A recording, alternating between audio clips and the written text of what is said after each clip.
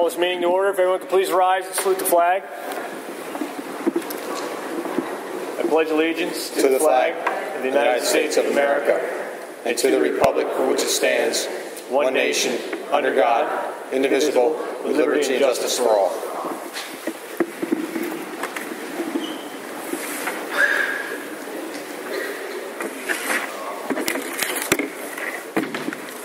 Okay, Mr. McCullough, if we get a roll call, please. Mr. Simonero, here. Mrs. Hamill. Here. Mr. Kurtz. Here. Mr. McCullough here. Mr. McLaughlin. Here. Mr. Potts. Here. Mr. Shaheen. Here. Mr. Wolf. Here. And Mr. Basil. Here. Okay, just for the public's benefit, this is a workshop meeting. It's not a regular board meeting. And we're going to be discussing the budget tonight. We will take public comment at the end of the meeting. This meeting will end at 9:30. So we'll try to wrap things up here probably closer to 9 o'clock, if not earlier. And that gives the public an opportunity to approach the microphone, give us your comments, and then we'll be closing the meeting at 9:30. Okay? Having said that, Dr. Otto, why don't you go ahead? Thank you, Mr. Basil. It's nice to see a large crowd here tonight because I think it's important. Before the new year, we had a budget presentation and we gave a 3-year budget history summary. And I think it's important for the general public, and your interest is commendable, but I think it's important that you also know the history that we have been in a trend now since 2010, 2011. And I just want to give you a little history of what has happened since then in terms of the budget every year. And this was on the website, highlighted there if you want to go back and find it. In 2010, 2011, we opened the budget season with a $5 million deficit, which we closed. We did that with $3.5 million in reductions that year. We also took a .77 mil tax increase that year, and we used approximately $750,000 of fund balance that year. In 2011-12, we closed a $5.5 million deficit, which came about as a result of $4.4 million in reductions, a .54 mil increase, and $641,000 of fund balance. And also, that year, I believe, is the year the teachers took a freeze and some concessions to the tune of $1 million. In 2012-13, last year, we had a $3 million deficit that we've had to close. We had $1.7 million in reductions, and last year there was no tax increase, and we put in the budget $1.3 million of fund balance. So if you add up those 3 years, 3.5, 4.4, and 1.7, just in a quick math, 3.5 and 4.4 is 8.2 and 1.7. Almost, we're looking at $9-10 million of reductions we've had to make over the last 3 years. So when we sit up here, and obviously the community is concerned about this, as is the board, of the magnitude of the reductions that we've had to make to keep up with the costs that we've had to handle and to continue to have the school district function. I don't want to talk just about numbers. I want to tell you what some of all those reductions meant. Things that we don't have now that we used to have at the end of the 2009-10 school year that are no longer part of our program. They are the following. This isn't an inclusive list, but it is a sample list to give you the idea of some of the drastic measures we've had to take. We had, in one of those years, we cut 65 classified staff. They were regular ed classroom aides that we used throughout our elementary, actually K to 12. The only aides that we've maintained to this day are the ones that are required for special education programming. You all know, obviously, we reduced from a full-time kindergarten program to a half-day kindergarten program. Again, not out of recommendation, but out of financial necessity. We've already had some reductions in our library service. We were in the position in order to save our sports program at the time, we were one of the first school districts in Berks County to institute an activity fee. We had reductions in administrative staff. Before 2009-10, we actually had a reading coordinator and an athletic director and an assistant athletic director. Obviously, we restructured that to an athletic facilitator, and the reading coordinator is gone, now functioning as a principal in the district. We had the total elimination of the middle school foreign language program. And for those of you that have come to this meeting, that's personal for me, and I used to be a foreign language teacher. We have eliminated our 4th grade band. We have consolidated some bus runs and transportation runs. And there are others. But I think it's important, as you listen to the deliberations by the board, that you keep those things in context, that this is not just some event this year that we are now getting. When you listen to the kinds of things that we cut, we're getting down to the point where we're getting into a corner of pretty much there's not much left in terms of, without getting into things that we know we can't touch. And that was what we touched on the other night when we said that we are looking at things now that are just not required. Most school districts, and Daniel Boone included, over the years have always exceeded what they have had to do under Chapter 4 in school code regulations. Why? Because we believe in the community and we believe in the kids we serve. But unfortunately, hard economic times are making us take a very long look at what isn't necessary, because we're getting to that point now where we can only do what is necessary. I'm hopeful that, again, we can try to maintain what we have. That's going to be up to all of our hard work and the board's deliberations. And with that, I want to drive home to you that there are things, when we say fixed costs, that are real. We have to pay our bills too, just like any business. And when the bills come due, those bills have to be paid, or we're going to get in trouble just like you would if you didn't pay your mortgage or didn't pay your car payment. So we can't function in our school district and say, well, we're just not going to do this, that, or the other thing to meet our requirements. So at this point, I'm going to use that as kind of the opening information here. I want Mrs. If I can interrupt. Sure. One additional thing is just to make mention that you also took a voluntary pay freeze. Yes, I actually did that. That was I felt was something that would help, even though I'm just one person. But thank you, Mr. Sermonaro. I did do that, as well as a number of other employees have taken some reductions as well, but that's worth noting. At this point, I want to turn it over to Mrs. Penza, our business manager, to kind of reiterate some of the things. Really, where are those costs? What's driving this budget to have us have the kind of conversations that we're having now? Because, again, I think the board is represented, and obviously they can speak for themselves. Nobody likes what we're going through. This is a very difficult time for all of us. In spite of some of the negativity that you're hearing, I think we're doing everything we can to try to save programs. So whether you want to agree with that or not is up to your own discretion. But I think it's important that you understand, we've been fighting this since 2010. So, and what the board's trying to do, and I as your superintendent, is trying to stabilize this so at some point we can see our way out of this. So you can certainly offer your comments at the end of the meeting. Mrs. Penza, if you wouldn't mind talking about some of the things that are driving these deficits year in and year out. Well, particularly some of the key drivers on the expenditure side from the 12-13 year, which we're currently in, to what we're projecting for 13-14. The first one would be our salaries. Our salary line item is increasing by approximately $1.5 million. Our medical was increasing about $428,000. Our Social Security was increasing about $114,000 or $114,000. Our retirement expenditure is increasing to the tune of about $1.25 million. And I'm going to interrupt her here just 1 minute. Just a number of years ago, that was around $200,000, $300,000, $400,000. Do you hear me? $300,000 or $400,000, and even in one of these years. This is what is happening at the state level with the pension situation, that for some reason, and I don't want to get political about it, but obviously you hear a lot in the news about that. So that's enough said. Our cyber charter school costs are increasing about $105,000.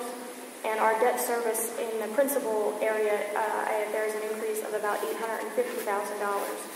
Due to, for this current fiscal year, the board had decided to utilize the remaining project funds to pay approximately $790,000 of principal out of there for the current fiscal year. So that payment actually for 13-14 on that particular bond is $820,000, and then the other bonds, the principal piece goes up as well. So that $850,000 needs to be added back to the general fund for 13-14. All of those are approximately $4.25 million. And then the board did utilize a placeholder, if you will, of the $1.3 million to balance the budget for 12-13, which immediately puts us in the hole for 13-14. So you're up to about $5.6 million dollars. No, that was not our gap because there were some other expenditures, obviously, that went down as well as revenue going up. But those are your key drivers as to why there is a deficit. And I would just, again, because this is a budget workshop and we can take the time to try to explain it to you, when you use $1.3 million of fund balance, what she's really saying is on July 1st, 2013, we're already $1.3 million in debt before we even start deliberating. That's why we sit up here and we say we try to stay away from the use of fund balance. That's just the way accounting works. What we've done also, what I didn't add into the conversation as I was just thinking about it, the board has frozen our budget every year since I've been here. We don't go on field trips anymore. We don't buy except for the necessities. If something breaks down, the principals have to come to me and beg to get it fixed if it's an emergency. We have frozen our budgets every year to try to maintain some of that money. Our books are getting old. Our technology is getting old. We have other issues as well. You're going to hear our technology director tonight make a presentation on the technology plan. Technology has obviously become a vital part of a school program these days with the advent and the growth of that field. So things are grim. But again, we're trying to be as proactive as we can in trying to get them solved. So when we tell you we are looking at a cut, we do so strictly out of the need to balance a budget. Every one of these board members said a long time ago that they don't want to cut kindergarten. Obviously, that's a hot topic. They don't want to cut sports. None of us does. But we also all have an obligation, I as your superintendent, they as board members, to bring a balanced budget to this community by June 30th of 2013. And that's what we're here to try to get started tonight. So I don't really have any more comments except as questions come. If you want to turn it over, if there are any questions now, we can move on to Mr. Hawes for his presentation. Okay. Does anybody else have any comments or questions? Okay. Mr. Hawes. Board members, you do have a copy of his presentation for tonight.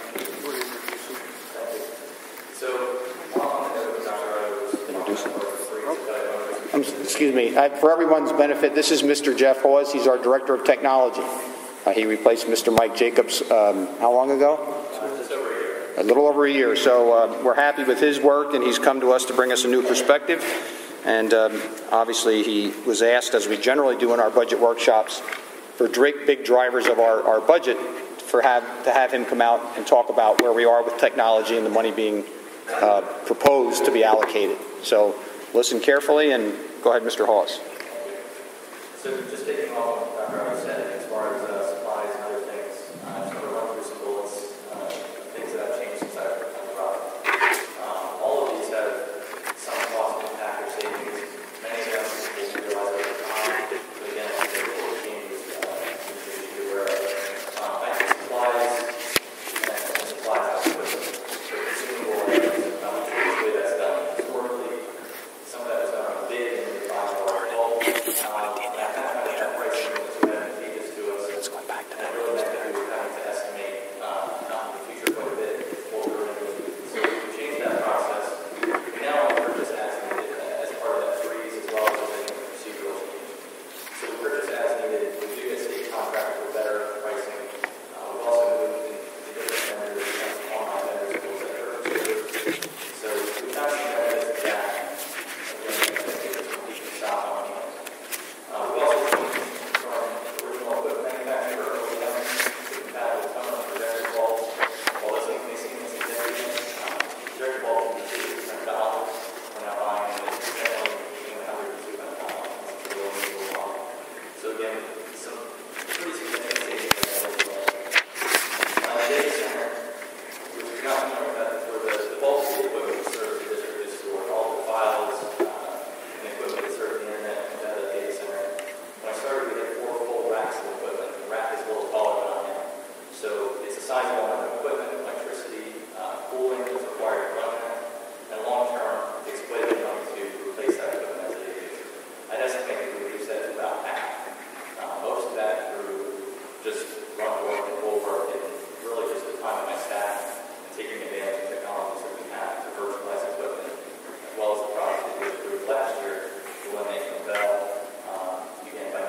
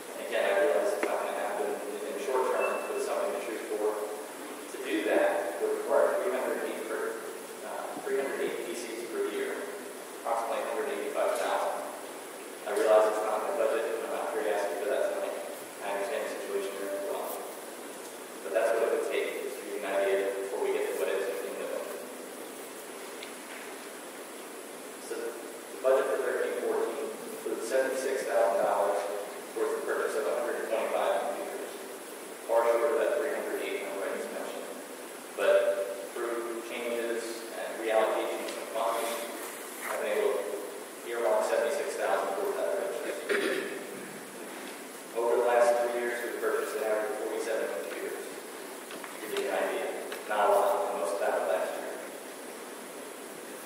That combination puts us on a 15-year refresh. Realistically, is it possible? Computers will not last 15 years. If you think of what a computer looked like 15 years ago, you're on 98, hopefully in 95, I'm getting into it at that time. They don't run today. They don't run today in an enterprise environment. They're not compatible very much at all. So again, it's not great news, but I just wanted to let you know that that's kind of the path we're on. So my request really, as we get into the budget, I'm sure a lot of questions on it, is to be able to use that approved IT budget. I am able to reallocate savings next year.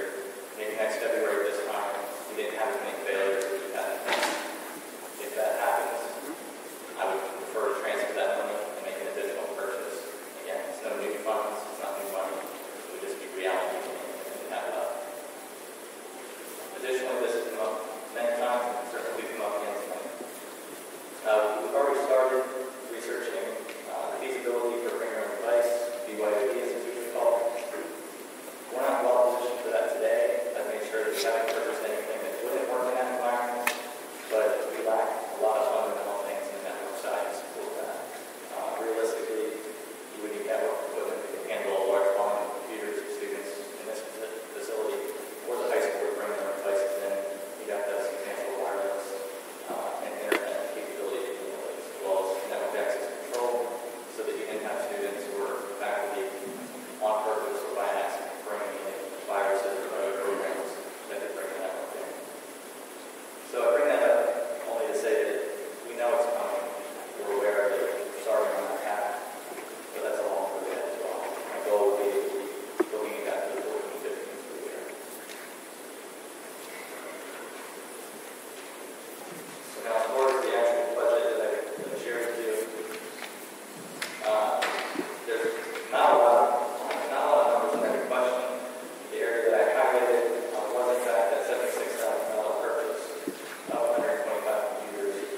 This again, last year I suspected that there were those questions, and we have to answer those now, or if we want to direct me to another area.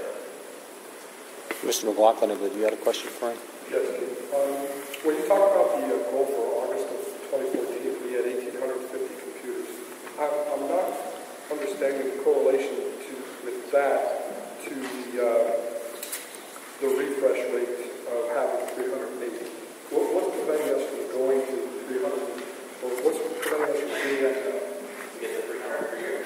No, from reducing to 1,850. Well, there's two things. I mean, we're moving on that path regularly. We're not replacing a lot of the older computers when they happen, or when they happen right now. So we're, forced to kind of make that reduction. The use of laptops, either in parts or for teachers, where we get the primary gain to reduce computers, similar to what we did in high school. By giving the staff computers, we were able to reduce dozens of computers that were in other fixed locations, from classrooms that were shared by multiple teachers. So we were able to eliminate those because each teacher had a dedicated machine. The same would be true with the laptop parts. Right now, at the elementary level, they all have desktop computers for both teachers and students. So they're really dedicated to the room. Rather than having, say, 4 or 5 computers in an elementary classroom, across 5 grades and have 25 computers, my theory would be that we could probably get down to 10 or 15 and have them share that part of computers to reduce them. So how many new computers are we purchasing this year in this budget? The proposal I have here is 125 computers to be purchased. So I guess I'm trying to correlate to why we're not reducing 125 computers. We would. We would produce more, absolutely. Okay. Yeah, the numbers will not go up. They can't. We can't support the equipment if they go up. But by 125, I can't tell you the exact numbers. So you got to see what happens for the rest of the budget cycle. But yeah, we will be down at the end of the summer, significantly more than 125. Thank you.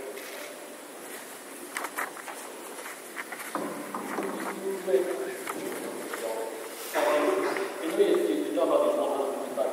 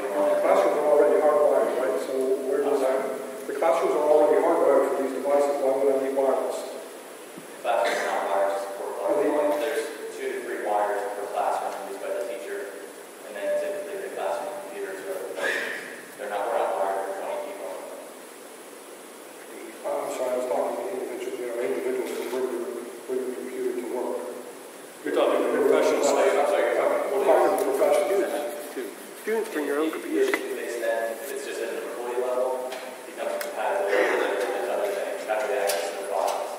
How do they log into other applications that are currently centrally managed within the district? So, I mean, again, there's options for that. And just, we don't have the equipment to support it today. We don't have the compatibility with other operating systems, like the Mac operating system, Linux, or tablets. It seems that there would be a significant value for looking what that's going to be to bring that in sooner. I mean, could have my computer if I was able to bring that up. So I think there might be additional value there to look at that getting in sooner. Well, I would think about that. I mean, you guys are in a little bit different scenario because we need access. And so basically, it's going to computer is on the network with, I don't think there's really much of an issue with that. He's not using internal resources here other than property. So for that visual example for any of you, I would love those computers back to the kids. You've got mine. Got mine tonight? Now, Mr. Hollis, just doing the math real quick. It's about 76,000 out of 125 computers, about $600 per computer. Correct. If we had a member of the public in a giving mood and wanted to donate to the school, is there a specification or brand that you would accept, or even if it's a 2 or 3 year old computer with somebody rotating out of there, would you accept those also? I would prefer a donation, but not. To manage hundreds or dozens of different models when we get one-off donation, it adds to the maintenance. But if it's a reasonably new computer, I think I'd prefer that. What was the model, the brand? The model, I'm not brand conscious at all. We kind of go out and evaluate models based on feature sets and bid those vendors against each other. The most recent one was HP. After I came in, that was the best deal we got last year. It's still really good as well.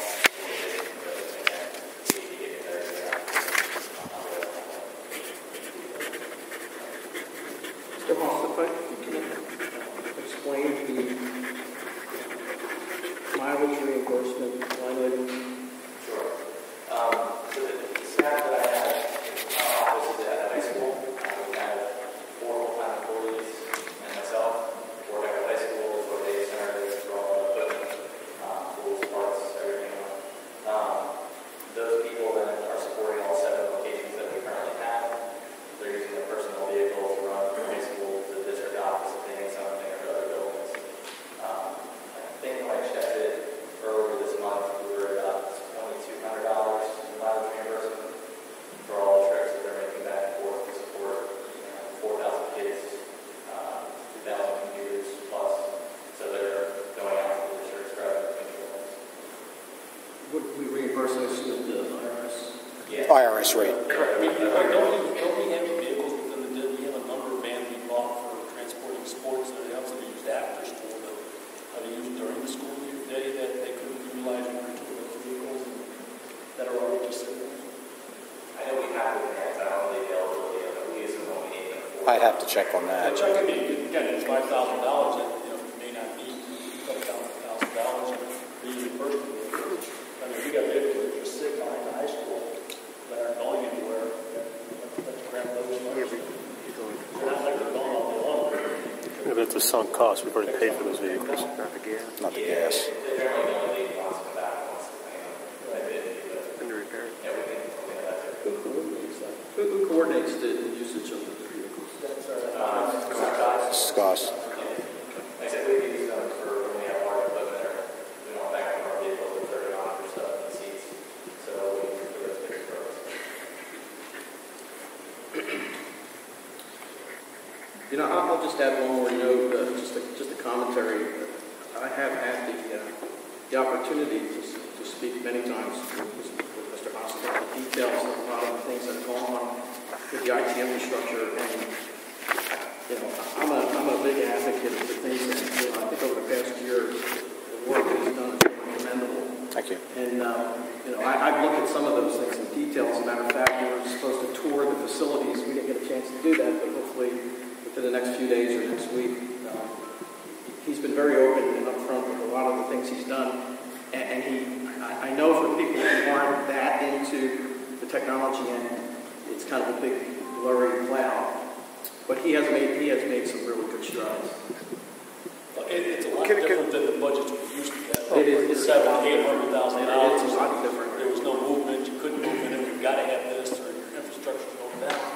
And 3 years later, infrastructure's still here. And so, Then can I ask this, sir? Can you look at adding whatever? Again, I'm sorry, I'm not an IT person.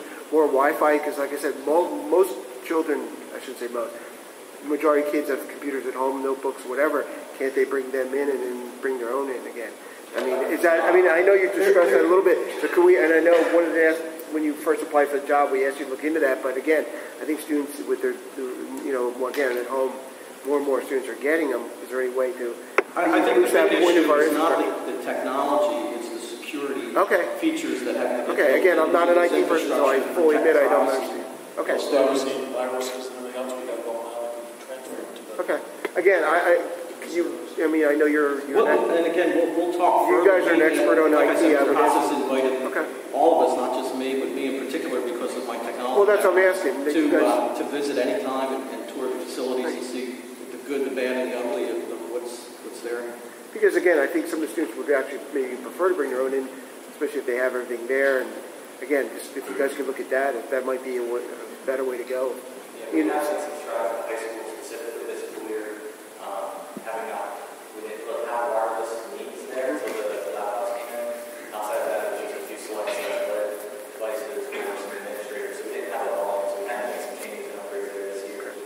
We were piloting a guest feature with a few student teachers and a few other people that work with the district, but not with the district. And I'm looking at actually piloting Again, spend a little money up front with more infrastructure and security, so that students then we don't have to replace as many computers. They start to bring their own in again. I'm asking you to look at it. Oh, I'm sorry. I'm asking. Okay. Thank you. Mr. Haas, what would you say is the most mission-critical issue that you're dealing with on a daily basis here in this year and then going forward? Is it this issue of just purchasing enough computers, or is it the issue of transferring over to a Wi-Fi sort of system or a web-based platform? I think it's the computers. I mean, there's definitely other things that we have to do, but I think that we'll have to create a more natural replacement instead of saying break or replace it with a more modern solution. I think the computers is the number one problem we have because of the age of the majority of our fleet. Again, what I'm requesting is in relation to the budget cycle problems that we have. We need a lot more. My hope is that between other changes we make to allow bring your own device, some laptop parts and other changes, as well as technology that evolves very quickly. So, it's very reasonable to say that next year computers can be $500 and they can be $300 a year after that. Nobody really knows where it's going, but we know that it's getting better and generally cheaper. But computers absolutely are a problem. Would you be able to quantify for the board what potential savings would be if there was a push in terms of the capital investment up front? What that savings might be over time, like a break even or a payout? I'd have to do analysis on that. That's tricky. There's a lot involved. I guess what I'm just trying to figure out is if we know where we're going. I know that the pace of technology the productivity of technology often outpaces our plans. But I'm just wondering if there is a capital push up front that netted a long-term savings. I think we made that investment a year ago. Whether that would be something this board needs to consider. So as opposed to, hey, look, every year we're spending $400,000. This year if you spend $500,000, every year thereafter you'd be spending $300,000 type of thing, I guess is where I'm going with that example. So if there was something like that we should consider, I would like to see it. I mean, I'll do more research. I think the goal that I have is to try and push towards that 6-year refresh cycle, which by my calculation at today's prices is about $185,000 computers annually. But again, I'll have to do a little more research on what that would need to be up front. You have to be on a refresh cycle, so I don't know that it's really if you do it all now, it'll be significantly less 5 years from now. It may be, but I don't think most of it. Is line 650, this $50,000, is that the licensing component of your budget that we have to pay for annually? Line item 650 is that's the technology for instructional software. So that tends to be more classroom-based software, so it's not our email system. It's things that are tied to the instruction. So I listed a few examples. Software, all libraries, software, and computer lab, teaching synthetic. There's a Compass system, which probably other people here more familiar with than I am. But that's another curriculum-based system we support. Summer school around the year. So all of that is really classroom-focused, more so than just a traditional infrastructure software. And that's the licensing, the annual licensing fee? Yeah, that's annual licensing support. Anybody else have any questions? Mr. Haas? Maybe get here every meeting so we can run your MC. Absolutely, yeah, I'll be here. One other question. You know, I realize the life expectancy of the computers and all the challenges you face there, but how about the non-computer equipment? Is there anything we can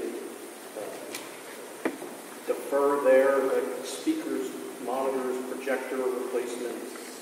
Are there things there that we could potentially hold off on? Or is that bare bones? That's replacing it when it's broken.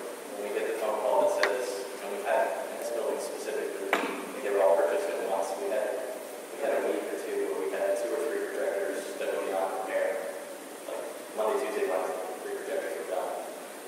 So this isn't really a planned replacement cycle for that equipment. It's when we get involved that my projector doesn't work, the sound's not coming out anymore, and we're beyond repair. That's a replacement. So you're not estimating that. It's an estimate. So you're not saying you're going to spend $14,000. Correct. You're just taking a stab in the dark based on history of like equipment failing and life expectancy of equipment. Yeah, we put out some statistical analysis, but yeah, I'm taking an estimate on what we can buy with based on failures that we've seen this year. It could be better, it could be worse. That's true of a lot of supplies and consumables.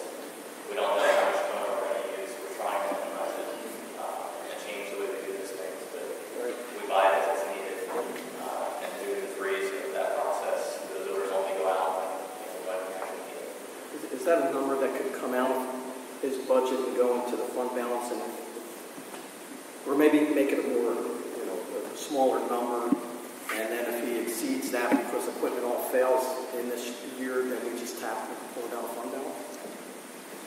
It's certainly a possibility. Just get us a little closer to balancing the budget. If we need it, we take it. If we don't need it, it's not in the budget.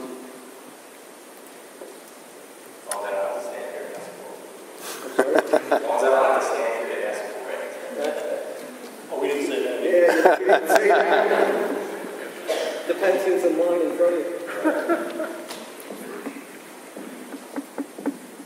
I was just curious because I'm looking at last year's budget that you gave us, and it was $389,595. It's so close this year. Did you have like an actual, like a budget last year and do an actual, and then did you base this year's budget on actual then? Because they're only $2,100 of current. Right. I think there was actually a different budget that I had given to you was $389 and something, and I think the budget that was actually posted was $391, and that's what was used as the baseline for this year. Again, if some of those supplies are our estimates, what I've done is remove a few $1,000s from supply lines, put it into that purchase order PC line item because I think we can do it. I think that we'll need the same level of supplies that we put in last year. It's only a year's experience and basically really on a small window of time. So everything you have in here, you definitely need. Everything in here is my best estimate on what will break, what will be used up and consumed, and need to be replaced. And that was the actuals from last year. I'm sorry? And that was the actuals from last year. It was based on the actuals for last year. Well, based on the actuals for the heat months that were this year, acceptance.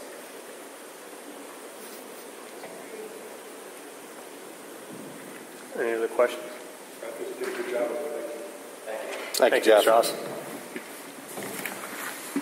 If I could, If we can just net out this at the end, I think the only two things I took away from it something with travel expenses by using, whatever facilities we have here in the district, and also perhaps moving this, placeholder for replacement equipment over to something that gets pulled out of fund balance. Does anyone have anything else? That was number 767 and 580. Okay, and again, maybe That's about 20,000.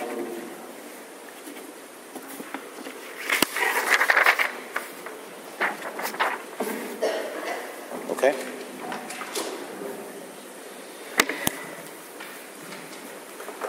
Okay. All right. Yeah, go ahead. Move on. If we can, we kind of rushed ahead a little bit here. I would like to have some things have obviously been happening since we last talked about the budget in December and with the preliminary budget vote. And I'd like Mrs. Penza to go back and update the board on where we stand with some changes in our overall situation. I'm going to start actually from the proposed preliminary budget that the board had approved back at the beginning of this month. The original proposed expenditures were $52,283,134. I've had some increases and decreases, as Dr. already said. Some of the increases were with regard to BCTC and the actual proposed numbers. I need to increase for the proportionate share $28,426. I need to increase the special needs share by $24,603. And we actually were able to decrease our debt service for BCTC by $997. There's also been proposed the elimination of the assistant building and ground supervisor. That saving would result in $111,405.83.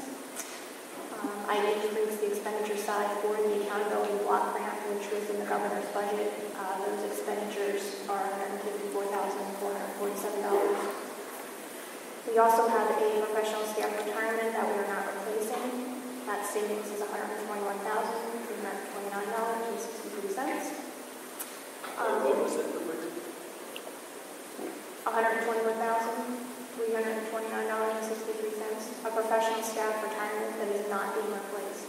That's the librarian from APC. And just for the benefit of the public, when you hear a number like that, that's salary and benefits. Yeah, I want to make a point. We didn't have a buildings and grounds person that was making $111,000. Correct. Same premise. It's salary, it's their whole everything. The next few are actually as a result of movement of professional staff based on new certifications. And when in the original preliminary budget, for example, we had the elimination of 3 elementary teachers due to enrollment. That projected savings at the time was $210,000. Since then, I have been given new people, if you will, due to the shuffling of certs and whatnot. Right now, there is an additional savings for the elimination of 3 elementary teachers based on the enrollment of $5,710.47. There is also another additional savings. There is a professional staff employee who is going to be returning from leave who would bump a current staff member. That savings is $34,134.92. We actually would have a reduction in savings due to the bumping circumstances for the elimination of elementary basic skills. We would actually be adding $40,082.29 to the budget. For the elimination of the 4 core middle school subject positions, due to the bumping and shuffling again, there's an additional $5,086.66 to the budget. The elementary band, there would be an additional savings due to the shuffling of $53,824.86. For kindergarten, there would be an additional savings of $37,782.14. And for the demotions of the elementary encores, there would actually be an additional savings of $143,160.80. I also received word that our dental rate, there will be no increase for next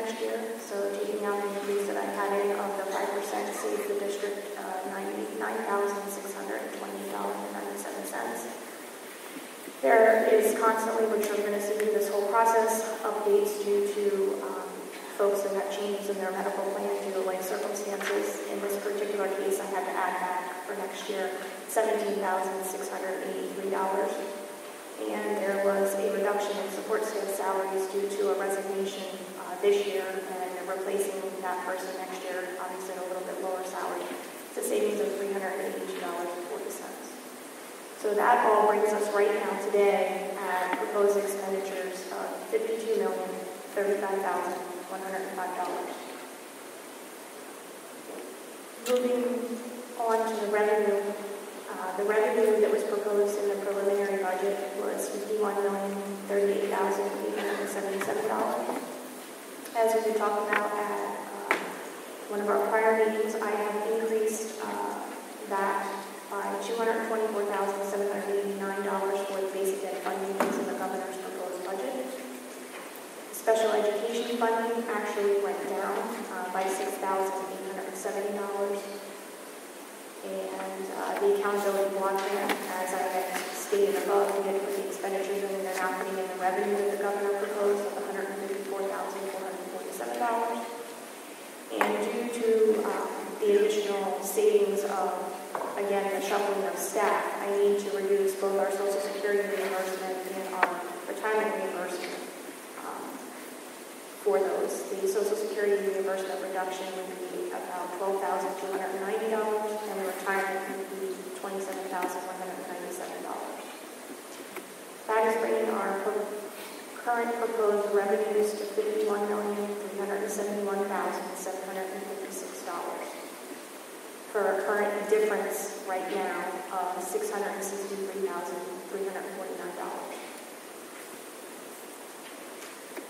That is with all the curtailments.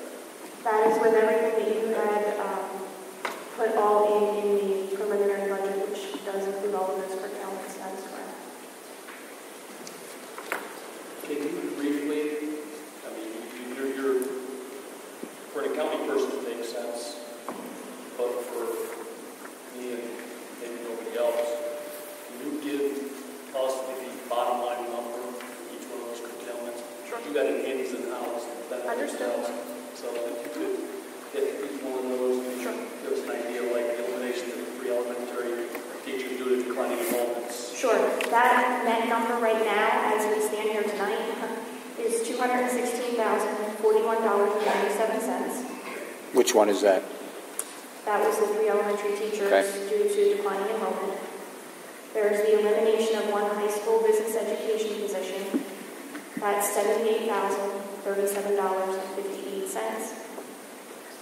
The current person on leave who will be coming back and helping someone, that savings would be $34,134.92. The elimination of the 2.5 NP positions, $93,231.86.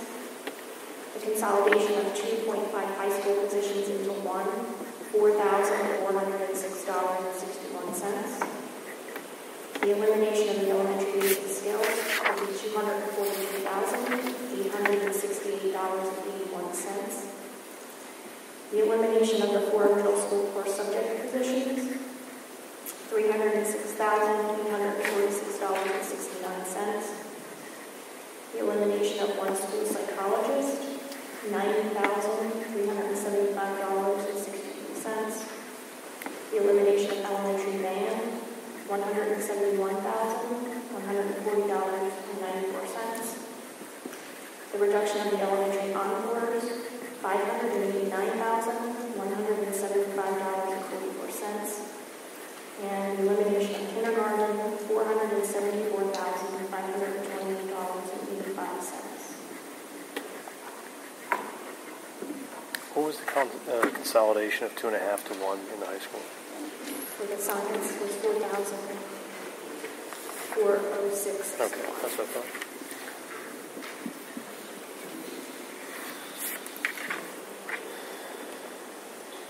Do you have a total there? It's about the same. You're welcome.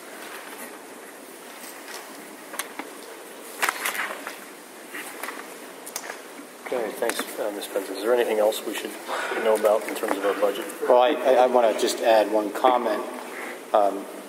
You probably, because we really aren't in a position to discuss it further, we also have on the table, and we have to wait until the month of May to make final decisions there, certain monies at least set aside and being discussed that could be potential reductions with whatever happens with APC. But I don't feel it's fair to the public, for the board, or even I to be discussing that at length, because there has to be a waiting period for that to happen.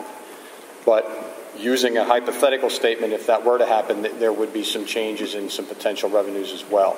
So I just want to enter that into the record as well. That's not reflected here tonight in the discussion, because obviously, for the aforementioned reasons, we just really have to wait and can't preclude judgment on what may happen with that.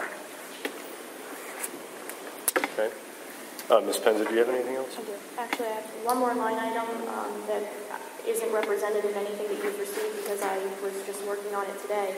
I received our preliminary summary today of what our reimbursement for transportation will be for this current fiscal year. This current fiscal year is based off of last year's transportation information.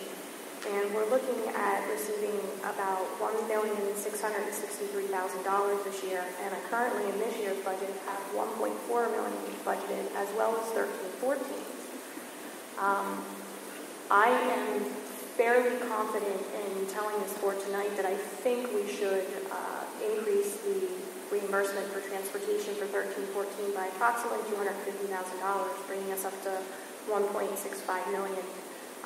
Based off of what I'm seeing this year. Again, my premise for that is I did go back and try to look at all the information that goes into how this is calculated, and our fleet has not changed that drastically for 12-13, which will be reflective of what our reimbursement is for 13-14 as if from 11-12. And the reason why I had only been budgeting 1.4, the history. In 2008-2009, we received 1.45 million. 9-10, we received 1.4 million. 10-11, we received 1.46. And in 11-12, we received 1.37. So I kind of thought this might be where we were going, but until I saw it in print, I didn't feel comfortable telling the board or putting it in the budget.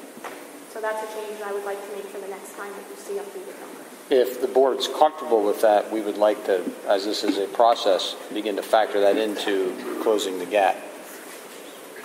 Go ahead. A quick question. Speaking of any cost change on, medical costs for staff, is that the consortium got back to you with? I mean, I know it will be the March, but have you heard anything else? Will go up, down? Again, I'm not asking for a final number. It will not go up. We originally started out, they said it wouldn't be above 9%. Then the last meeting was it wouldn't be above 8%. The last thing I saw was that it would probably be lower than 8%. I know it won't be more. Okay. I believe I have a meeting, I think, in March. Okay, so by, again, in March. Whenever I go to the meeting, the next day I'll be able to start factoring. So it is possible that number might go down again. Absolutely. Okay, that's all I'm asking. Thank you. So if I can just translate for the public, the statement that Mrs. Penza just made is good news. If in fact, and we are projecting that we will get that money, that's $250,000 of revenue that we weren't counting on prior to this evening. So that's actually, is that $500,000 worth of revenue? Because we didn't budget for that for this year. No, that will eventually be factored into whatever we think we're utilizing or not utilizing in fund balance for this fiscal year. Right. So when you guys are making an estimate as to fund balance use, you have not considered I did not at this point. $250,000 at this point. Correct, because this just, like I said, I was working on it today. I wanted to be sure that I wanted to recommend it to you before we just came out of the box. Right. So whatever this number was projected last week. Right. So whatever we were projecting on using in terms of fund balance for this year, it's going to be $250,000 less. Correct. It will impact that figure this year. At this point. All right. So just bring it back to being clear. Presently, it's 52,035,105. Is that correct? For expenditures, yes. Okay. And for revenues? 51,371,756. And that has the monies that we just discussed? Does not have the 250,000 in there, so that would make that approximately 621. 756.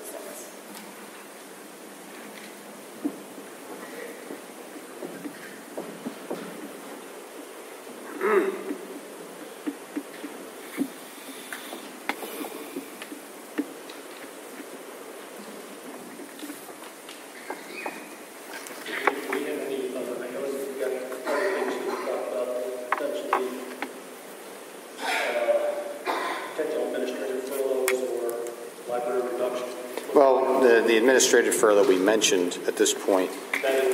Right. So really that one's covered. I know there were some, if you want to move one of those, there were some follow-up items that the board had asked us to look into. Library, I've had Mrs. Torsha has done some research on the library, so I think it's important to understand some of the impact of some of these things.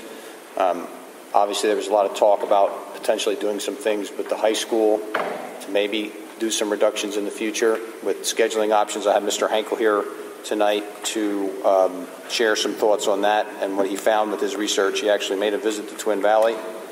And also with obviously the extracurricular issue is a big topic of interest. I know Mrs. Hamill and REC has been working hard with looking at some potential plans and solutions.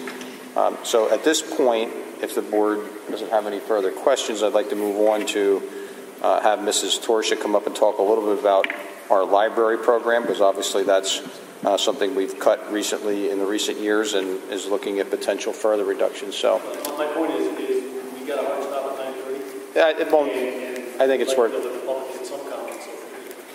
I think she can be short. Space up. I'll put her on a clock. Your fault. You gave us good information. Okay, start the clock.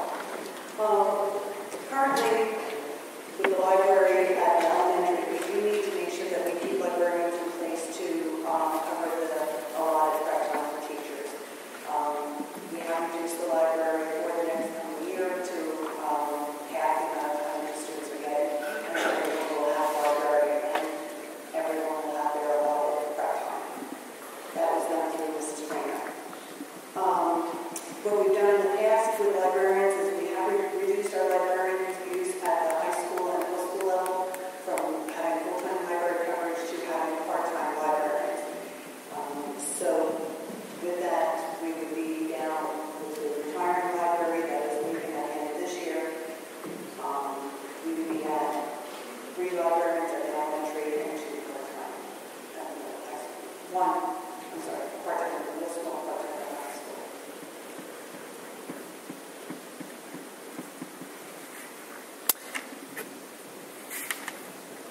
Okay, so just so we understand, in terms of the librarians, we currently have a part-time librarian at the middle school, a part-time librarian at the high school, and then full-time librarians at every single elementary school. And with the proposed cuts as they're currently before us, that would leave the high school and middle school librarians in place at part-time, and then obviously with the closure of APC, we would not have a librarian there if that were to happen. And the other 3 elementary schools are also being reduced. I guess the question is there any further reduction that can be made there? Not at the elementary level, there would be, the only reduction would possibly come from the possibility of IPC closing. Then there's another schedule that would be created to use the librarians to cover a little bit. Okay. What about the high school?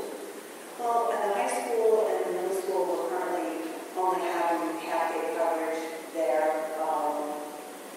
And we do have, students that are utilizing the library due to study halls.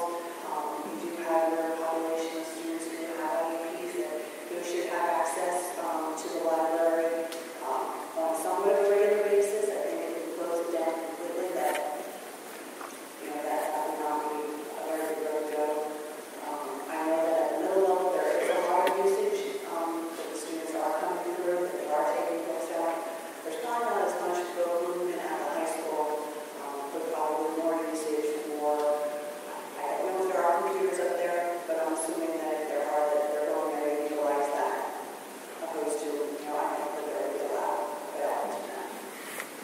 Would there be an opportunity, I mean, I guess what I'm wondering is at the high school level, I don't know what the savings would be, but if there wasn't a librarian there, but we don't shutter the library, you know, if teachers take the students there to do whatever they have to do, or you have some other person there that's just opening the door and the kids are in there studying on their own, that sort of thing.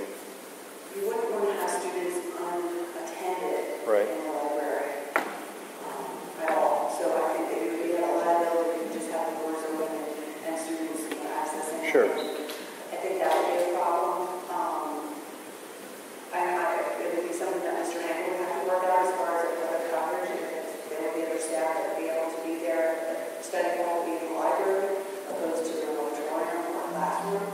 That could be a possibility to help keep the library open. Bless you. Thank you.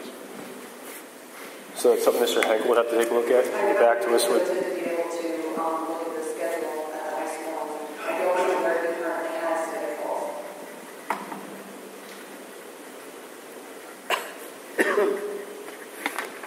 Okay. Anybody else have any questions? All right. Thanks. Mr. Hankel, obviously we heard some testimony actually from some residents, and obviously there's been coverage in the paper.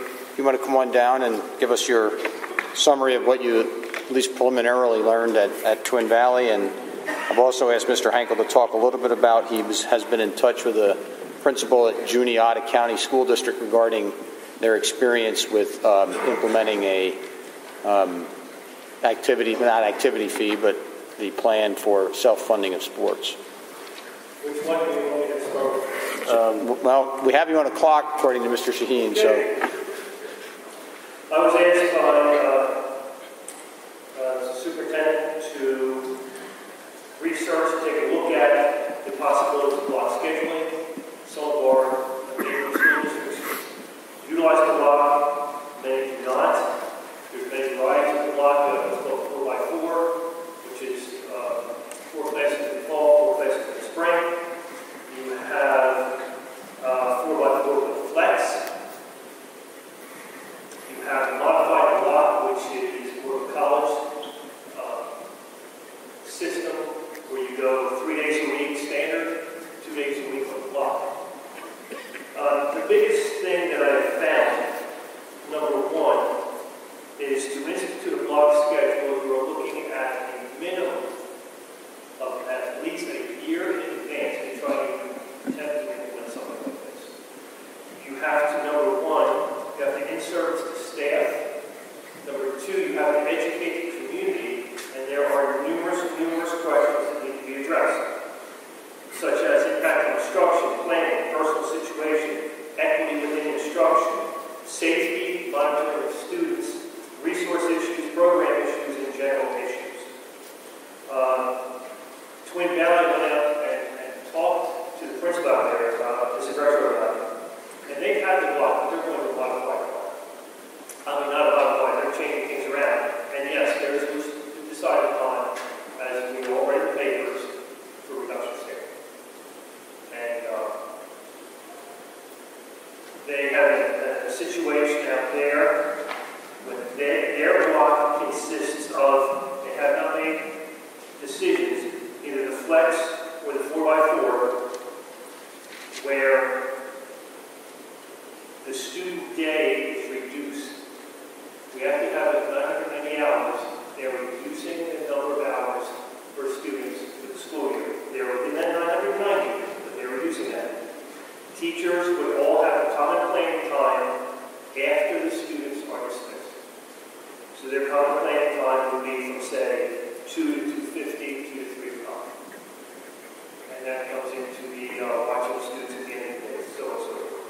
So that was the initial look at last Thursday at our first principal meeting, and I got to know Greg Cooper out of Newtown.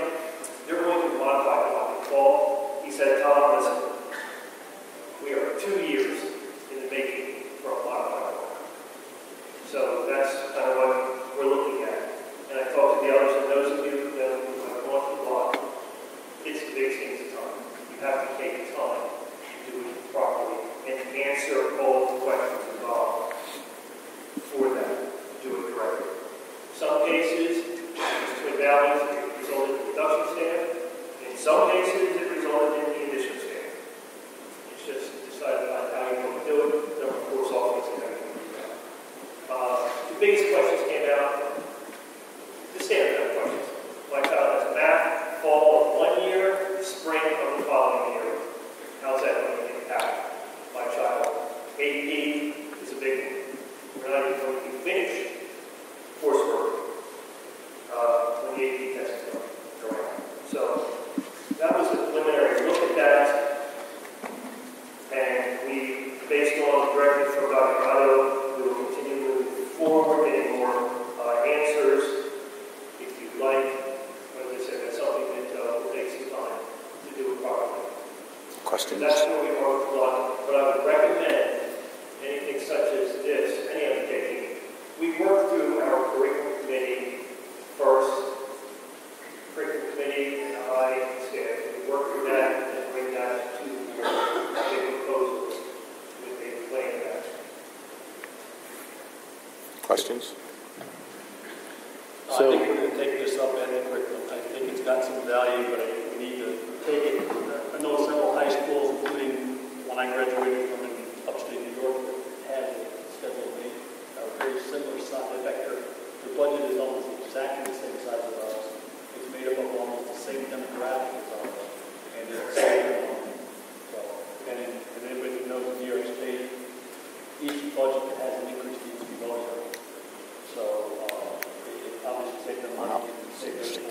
Connecticut's I'm not sure the students will be enthusiastic about staying in class half hour, which is longer. But in the long run, it did require significant tax increases year after year. And honestly, it'll prepare many people for college during 1, 2, 3 classes. So those are some big shocks that some people probably go to college. All of a sudden, they've got an hour and a half on one day, and sometimes 2 to 3 hours. Right.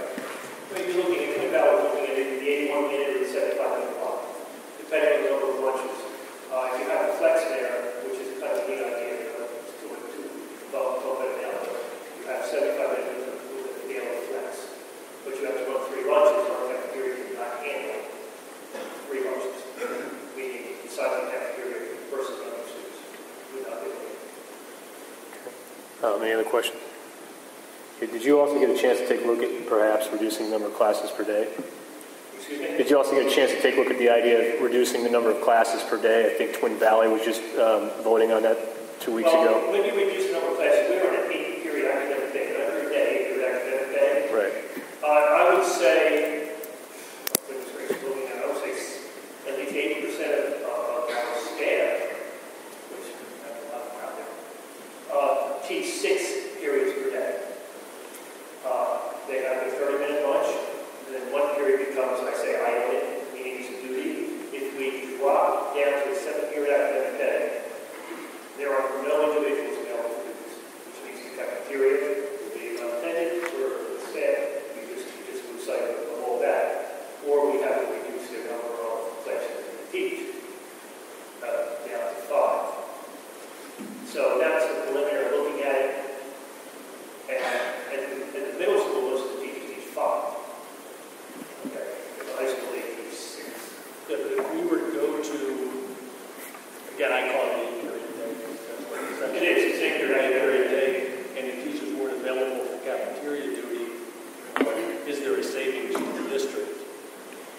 And then we need to determine what that savings was, because again, we have security guards, we could have parents, or we could hire part-time people that, if there's still a net savings, if it's cafeteria, we can stay in there to make sure there isn't food fire, there isn't something going on. If there's a net reduction, why not try to look at it? I think, Mr. Sheehan, I agree with you on one end, but I certainly wouldn't want to put parent volunteers, even though I love our students dearly, I would not want to put parent volunteers into our cafeterias. If I didn't bring a parent volunteer, somebody else would. I know. But my point being that if there's a net savings and a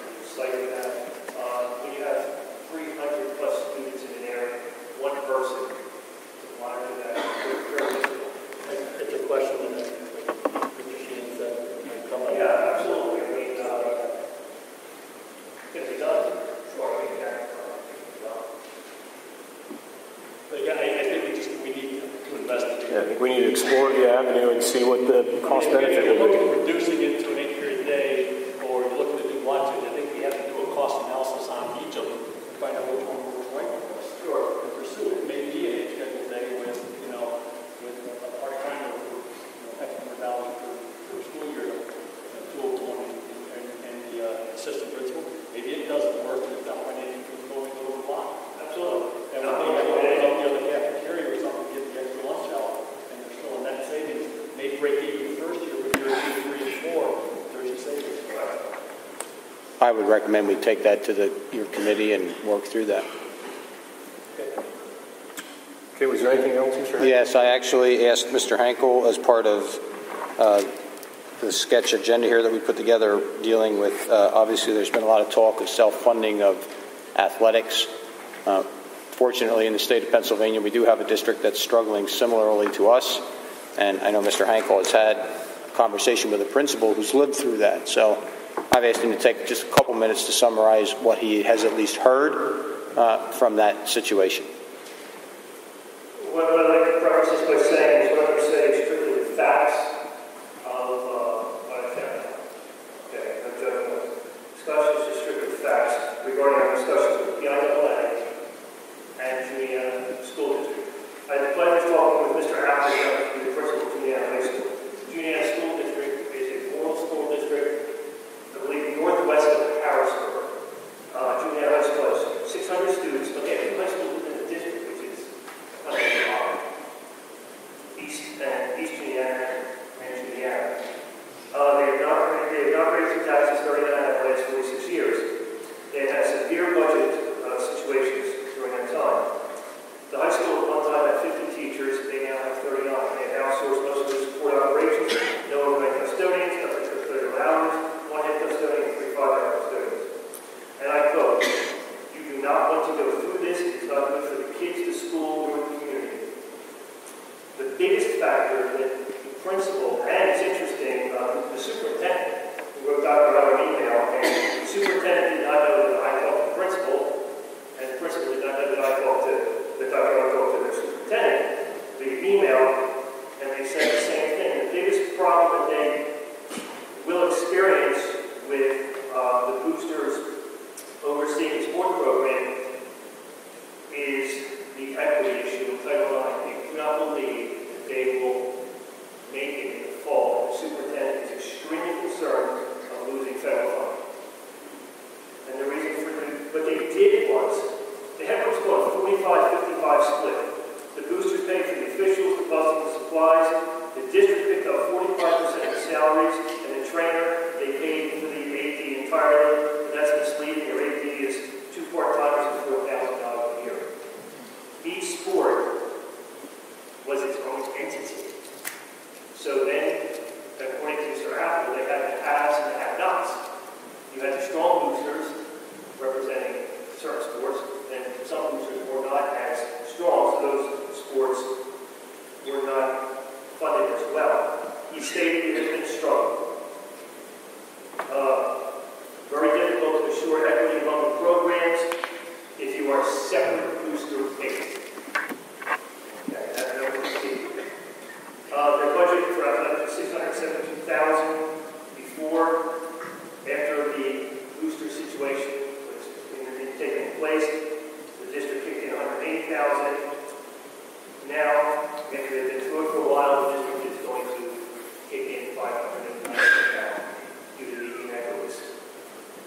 They had problems with the officials. The officials did not want to get W-2s or W-9s from a sports booster club. They only wanted to get them from the school. That's according to Stroud. Okay, so that's where we are with Juliana. As I said, the superintendent, Mr. Musselman's email is right here. He states, while the community's rallied around some programs, they do not support others. He also states, the district loses control of programs, really hard to try and call the shots when we don't pay the bills. The booster clubs also wanted Juliana to have total say in hiring coaches. So that is according to what I said. Dr. Musselman, who is the superintendent of Juliana School District. That's where we are with that. I just wanted to make sure that since there's so much talk of that we at least can tap the experience and what we have heard at least. So thank you, Tom, for, I don't know if anyone has any questions for anything else that you might have heard. I don't have any other questions. Do you guys? Go ahead. I don't have any questions specifically to that, but you kind of led into a topic, and this may be the wrong time to talk about it, and I can pull it back if it is. But based on some of the conversations and some of the comments that came out of the audience on Monday, and some subsequent emails that I've received, and they led me into the direction of looking at some of these websites. A comment was made about forming some type of task force, and there was an example of how the Westchester School District did that a few years ago, and there's a web link that someone kindly forwarded to me that I think everyone, if you haven't already, it has been forwarded to each of you. No, we have to do all that. Okay, individually read that. I really think it has a lot of merit, and talking with other schools and some of the things they did, it just kind of is a lead-in for me about bringing in other people other than ourselves. And again, this may be a discussion for later on, but the thought was in my head. And I just think it's something that we should, sooner rather than later, decide whether or not we can, how to do it, and we should do it. I realize there's a lot of issues surrounding that. I don't know how you get through some of the more executive level discussion issues that you can't really communicate into a task force, but I do think it has a lot of merit, and it would behoove us to do that. Like we could reach out to Westchester, I'm sure they have the same issues, and potentially talk to them. We tried it once before when it first came on the board with the tax association, but it was at a purely very high level. It wasn't into the weeds. It was, here it is. There was 3 board members, 3 people from the tax association. We sat there, the business manager went line for line for line for line, and didn't find any error. Basically, we were looking for the white elephants in the room that stuck out.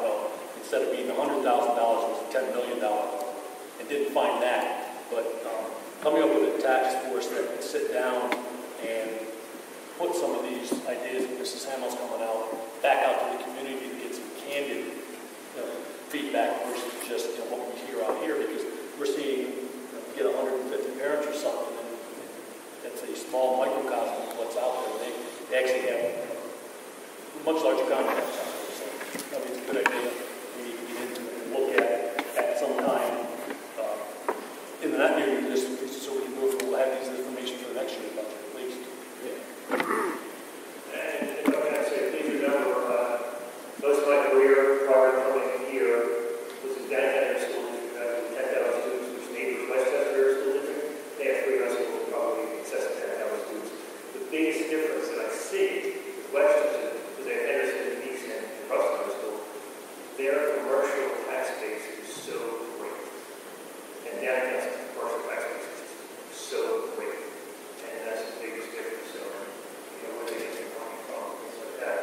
But wait, say one thing, because I know a couple of parents will come here and talk about this anyway, so I just want to state. It came up before, and I want to clarify, regarding PIAAs, that if a school district eliminates athletics due to budgetary concerns, can they go to a neighboring school district? I believe there are 5 school districts, I could be wrong, I think it's Boyertown, Twin Valley, OJ, Exeter, Governor Mifflin. I might be missing one. They're totally adjacent to us. They must go for both academics and athletics. They will petition the school. That doesn't mean the school district has to take it. It means the school, they will petition the school. I have spoken to 2 athletic directors of those schools. Their initial gut feeling is this, and this is without talking to the superintendent nor to the board, is that they would not accept. That is the 2 of the 5 we talked to. Now, if they were to accept, they would have to take tuition. I don't know that. We couldn't get a clarification on that. I don't know that part. I personally know somebody who's very good and they had to play tuition. We don't know. We don't know. Property and lose our We might. We don't know that. It's all wrong. Yeah. I know Twin Valley, We could lose our reimbursement. they do not accept. That's just their general philosophy. As a follow-up to Mr. Heaney, could we possibly lose the students' funding to our school? Excuse me? Could we possibly lose the funding to our school for those students? If they left. If they left. Okay, but I mean, I guess that question. PIAA didn't even really know that. We'd have to get clarification. Mr. Heaney's question was, they might have to pay a tuition, the student going over, but we as a district might lose subsidy for that student. I would think it's a possibility. I would think they're no longer in our district. Our student is going. Correct, that's all, okay. And attending, I mean, the question that came up to us was, okay, let's say 30 of our athletes, student athletes want to go to Exeter. Does Exeter, if they say, okay, do they take all 30 or can they take some number? And they're concerned, well, we don't take all 30, is there a discrimination situation there? We need to take them all done. And those are questions that we're uncharted waters here. And are those schools? Let's flip that, and that's not dragging stuff too much. Or if we go to the other direction, where Exeter eliminates sports, and we keep ours, and all of a sudden we get 30 extra athletes come in, replacing our athletes on our football team, our basketball team. Our parents aren't going to be all that happy about it either. That I know they won't be very happy about it, so it's going to go both ways. Right, absolutely. And the only thing that the ADs have asked, as quickly as possible, to come to a conclusion. And I try to tell the principals this, our board is working as hard and as quickly as they can. And I say, not hanging there with us, but our fall sports, there is a major concern regarding non-league and scrimmages, because rightfully so, those schools are making phone calls to us, and they are saying, hey, listen, we need to know, because we can't lose a non-league event, because in some sports, if you haven't looked at dates, you lose points towards playoffs. We're going to hang in here as best as we can, but they just really need to know this. Okay, so I just wanted, they wanted me to express that to the board. I think also what needs to be mentioned is we had a conference call with the Regional 3 PIAA director, and he did state that there is no barrier to club sports competing in PIAA championships and playoff games. So, we had talked about if the school district were to eliminate extracurriculars and an outside organization were to bring those to this board as a club sport, like we have lacrosse, swimming, and tennis, whether or not those students would be able to participate on those teams and compete in PIAA competitions. The answer is yes, they can. So there's no obstacle, as far as I'm concerned, in terms of if a sport were eliminated and it was to start up as a club, they would be running a similar manner to the way we're currently running 3 sports here, and those students would have an opportunity to continue to compete. We just have to be careful with the application. As long as we administer that program. I have a follow-up question then. Would they be considered league, like you just brought up, they would be considered league teams for, what's the question you just brought up about fall sports? Yes, they are considered league teams. So there's no, okay, so in other words, even if they're club status. As far as the PIAA is concerned. So in other words, we choose to coach, we do all those things, the club kids, okay, so the other school districts would not have that issue of not playing non-league games. No, the PIAA does not care how the sports are funded. All they care about is whether or not they're being administered by the school district. So, they want a game of high school has a team. Okay. The club funds it, the club funds it. So the ad has a problem with that. No, I believe, and I don't want to drag this out. I believe our ice hockey team is a club sport, but I don't believe we administer that hockey. Correct. Okay, so it is not a PIAA sanctioned game sport. Correct. Team, so. And there are isolated examples of that around the state. I'd like to ask Mrs. Benson one question. Thank you. thank you, Mr. Henkel. Thank you. What is our gap right now? Just right now, what is revenue, expenses, none of the cuts in? What's the gap? I had $4.8 million. We were 5.2 at one time. What is that number? Ballpark. The back of the napkin amongst friends.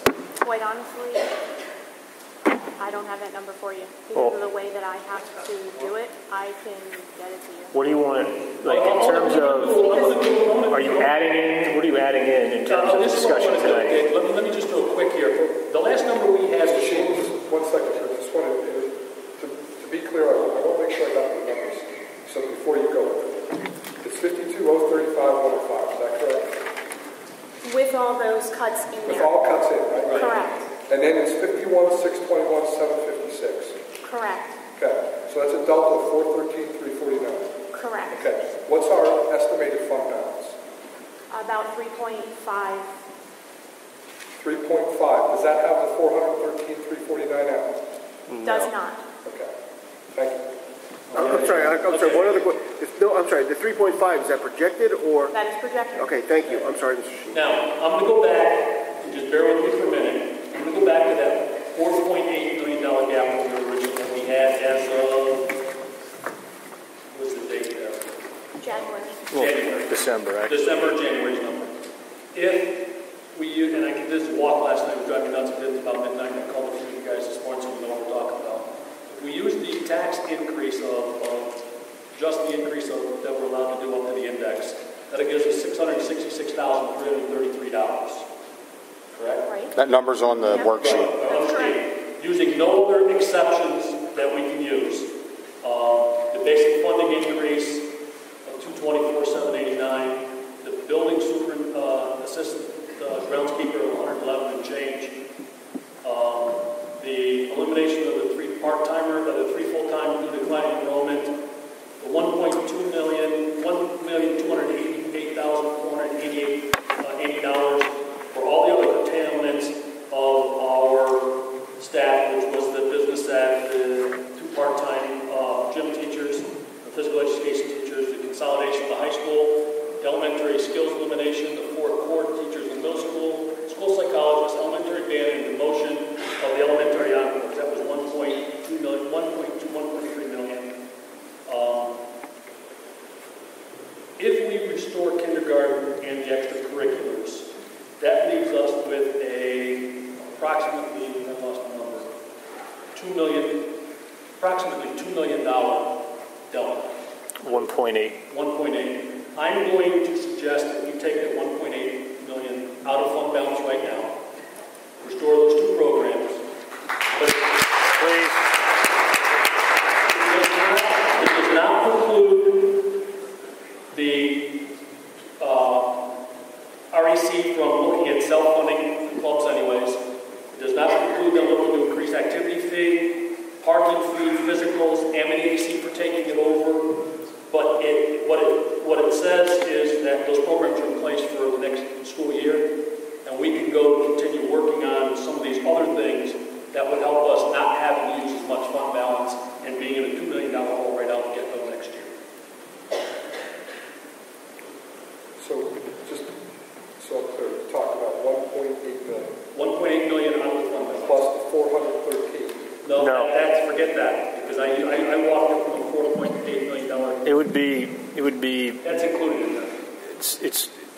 I'm looking at the spreadsheet here, and when you add and subtract everything that he's proposing, you end up with a deficit of 1.839774.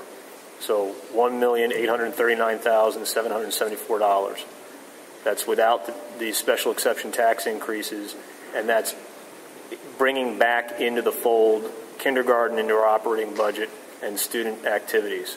Now, also understand it doesn't do anything with the APC, because we're not talking about APC, because we're not... Can't do that till May. We're not talking about it. We can't even consider using those funds, but I'd like to make that motion. I'm sorry. But that also includes the $250,000 in terms of the transportation adjustment. Correct. That's in this number? Yeah, it's in this That's number. in that number. So, and you're still saying continue work on looking at We're gonna- revenue, not only revenue but also expenses too. Yeah, right? and it doesn't help. It doesn't stop looking at M&EC from taking, say, the middle school. We self-fund the high school. Doesn't stop looking at the facility use fee that you talked about, increase in physical fees,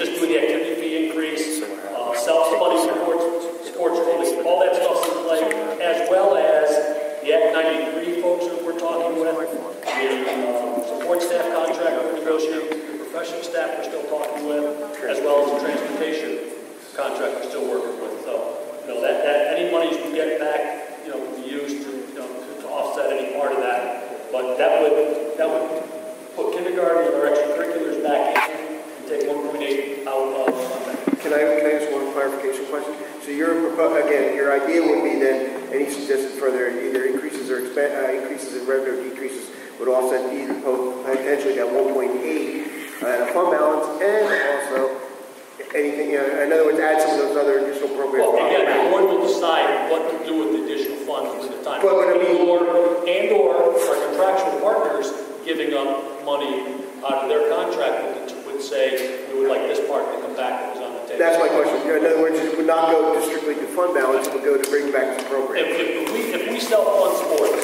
we'll determine where that money goes. Okay. If the Act 93 or the contractual partners give something up, they can help direct where they would like to see some of those things come back. Okay, so it's open for discussion. Again, my question is, it's not just one idea. Okay. So again, I make a motion that we should do that. So we're really talking about keeping the extras and keeping the curriculum cut. That's what we're talking about. Actually, well, it's 1.93. No, that's what you have here, but I have 1.93. Yeah. But again, we have 3 months of change. No, I just want to make sure that everyone understands that the middle school and the elementary school programs are still cut, but we're putting in things that are called extra. That's all I got to say. Well, and I think they also have to consider that on the revenue side, we have in here, selling or refinancing the transition house as a $200,000 revenue stream that we haven't done any work on as of yet. So, Well, we have some pending answers on that. We don't have anything definitive. definitive I think the other item yet. that's up in the air that will remain up in the air, and I'm not going to ask for deliberation on that today, but there is the APC issue. Right. And the other thing, and Mr. Wolf, again, I just was looking for our priorities were the education or the extracurricular. Mr. Wolf, again, my question. The question's going to come up, so it's just get it out now and talk about it. Again, when I look at what we have here, and I got to take the input from our administration and the recommendations. And I just, again, I tried to bring kindergarten back twice. I didn't brought it back as an individual. I talked to some of the board members. I'm bringing a package now and walked it to using the fund balance. So you can't bring something back without trying to find funds for it. I walked it. It's the best I could do. I think we then can, as a board, move forward with trying to restore some of the program if we can. We, as a board, can work with other folks to try to restore that. I think we give direction. I think we give direction to the Act 93 group and the professional staff and the transportation now because we know exactly what's left. And again, Mr. Wolf, my suggestion would be is if our contractual partners do come back, then we set up a priority list of stuff that we get rid of. And we go to, we can say, okay, you're right, there are 5 or 6 or 7 things in the thing. We can prioritize them as funds change, as things change. So again, I understand your concern. Yes, it is program, but, we're saving a lot of stuff. I agree 100%. It's a long way to do. Right. Well, I think that's critical. Is that a lot of people are out here clapping in the audience, but this is still something that can move, and I think people need to understand that very clearly. That we're talking about committing $2 million out of our fund balance, which is a significant amount of money, and there's still a lot of balls up in the air. So maybe that gives some people some comfort in terms of registering for kindergarten, and it gives the students some comfort that the athletics programs and extracurriculars will still be here, but it comes at a cost. We talked about this 2 nights ago, that there's a shift between monies that used to pay for those things and where those monies are going now within our budget. And so what we're doing is we're pulling $2 million out of fund balance and plugging that hole, and it's going to come at a significant cost. One of them is our middle school and elementary school curriculum is being heavily hit, and the other one is next year all these programs, kindergarten, right back on the list. extracurriculars, all these things, be right back here again in 12 months. So the dependency on those things getting back in, if you agree to doing what Mr. Sheehan is suggesting, is all going to be dependent on our success with our contractual partners. Pretty much, yeah. And Mr. Basil, I agree with you wholeheartedly. And one of the things that's probably not a lot of money, but again, we still have 3 months left in this budget. And again, we put a spending freeze. And I know you can add. We're already got a spending freeze. I know we do. What I'm saying is, if you ask Mrs. Pence where we're going to end up this year, she can tell you we have 3 months to go. But chances are we could be a little bit ahead of our current budget. And again, even if it's a couple $100,000, again, some of those other programs, I'm saying, again, like Mr. Basil, I agree with Mr. Basil, this is what it is tonight. And things will change in the next 3 months. That's all I'm saying. I just don't want... There is nothing left after that. I just don't want the... Correct. Somebody's got to give something. Yeah, that's all. I put the caveat out there that it doesn't preclude the Revenue Enhancement Committee from moving forward with what they're looking at. It is right now out of general fund, out of our fund balance. It may be in June that it's a $380 fee or something there. It's to keep, but it's there in this budget. I do believe, too, all the groups out there are scrambling to find funds to self-fund their programs. Scott, turn that mic. So if this would work, I hope all the groups would continue to keep trying to find the funds and not stop saying, hey, we saved it for a year. But this is, $2 million is, I'm comfortable with. 1.4 would be. Again, I don't think anybody's comfortable with all the other stuff too. We need to get some stuff moving forward. So bring it as a block, as a walk. And I'm just hoping, again, I made the motion. I didn't hear a second. Well, no, and the other thing is, and I agree, going back to what Mr. Pond said, I mean, we have a crowd the last 2 nights. Let's continue to have that for the next 4 months. Coming up with ideas and keep discussing. Again, 3 times, I'm saying it a 4th time. It doesn't include revenue enhancement for finding other ways to pay for it. We don't have a got it, so let it vote down. All right, Mr. Sheen, I will second your motion. Discussion. Obviously, we've been discussing it. I mean, there's a further discussion. I just want the public to understand that doing something like this, if something changes in April, it can change.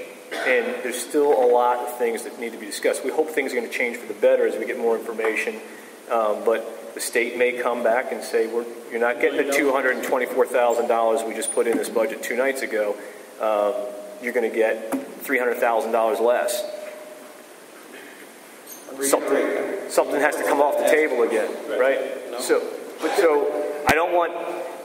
My only concern is that people walk out of here and they're elated, and then something changes in 3 or 4 or 6 weeks, and it can happen. It happens. And maybe if that happens, then like I said, maybe middle school sports gets sent this days. Okay. High school sports. We'll have to cross those bridges. But then again, Mr. Beasley, that's what I said. This does not mean none of us, including the audience, should stop tonight. Right. No. That's my point.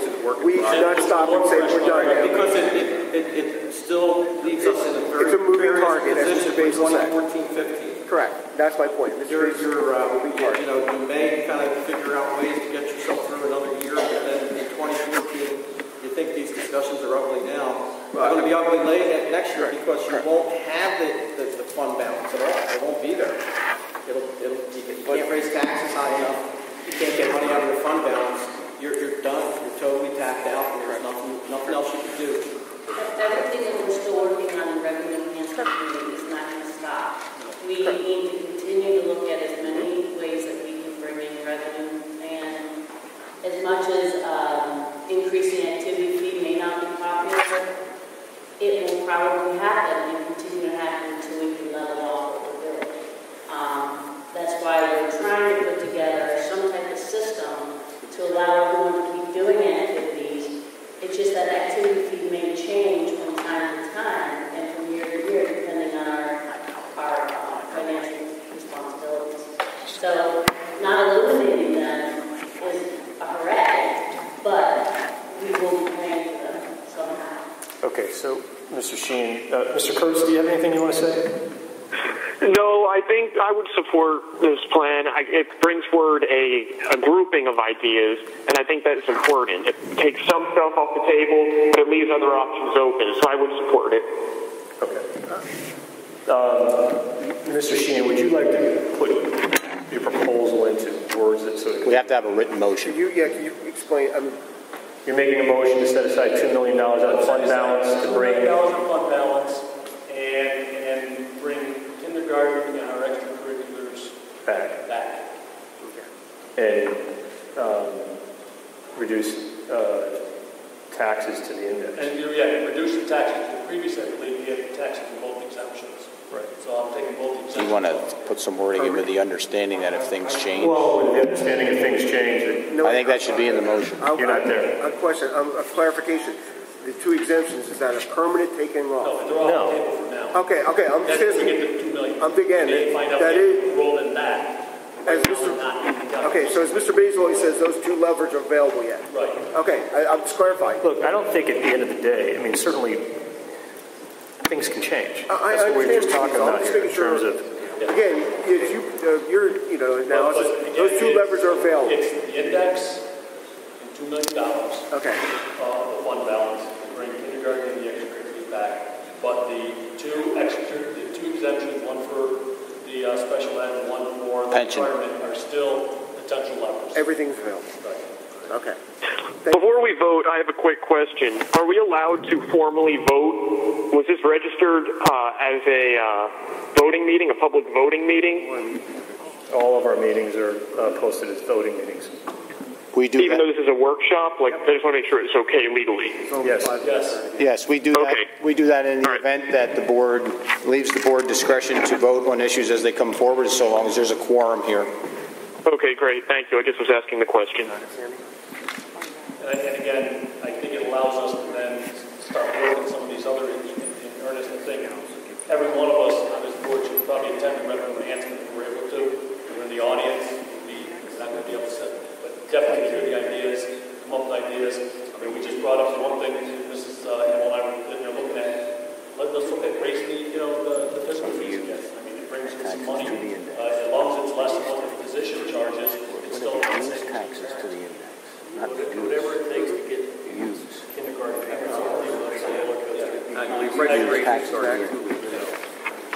Want to read the motion again? You want me to read this, Mr. Sheen? Yes, please. I'm sorry, Mr. Basil. I didn't know if you... No, go ahead. Kevin, do the mic. Oh, you want me to read it first? Well, just so that, again, for the public's benefit and for the record. All right. No, I'm making sure I want to make sure. Okay. The motion on the table, again, for clarification, is to take $2 million from our fund balance and bring back kindergarten extracurricular activities and use taxes to the index. It's simple. Okay? So I'm going to make a motion. The motion's been made and seconded. I seconded it. Okay, so we can get a roll call vote, please. Mr. Seminaro. Yes. Mrs. Hamill. Yes. Mr. Kurtz. Yes. Mr. McCullough. Yes. Mr. McLaughlin. Yes. Mr. Potts. Yes. Mr. Shaheen. Yes. Mr. Wolf. Yes. And Mr. Basil. Yes. Motion passed.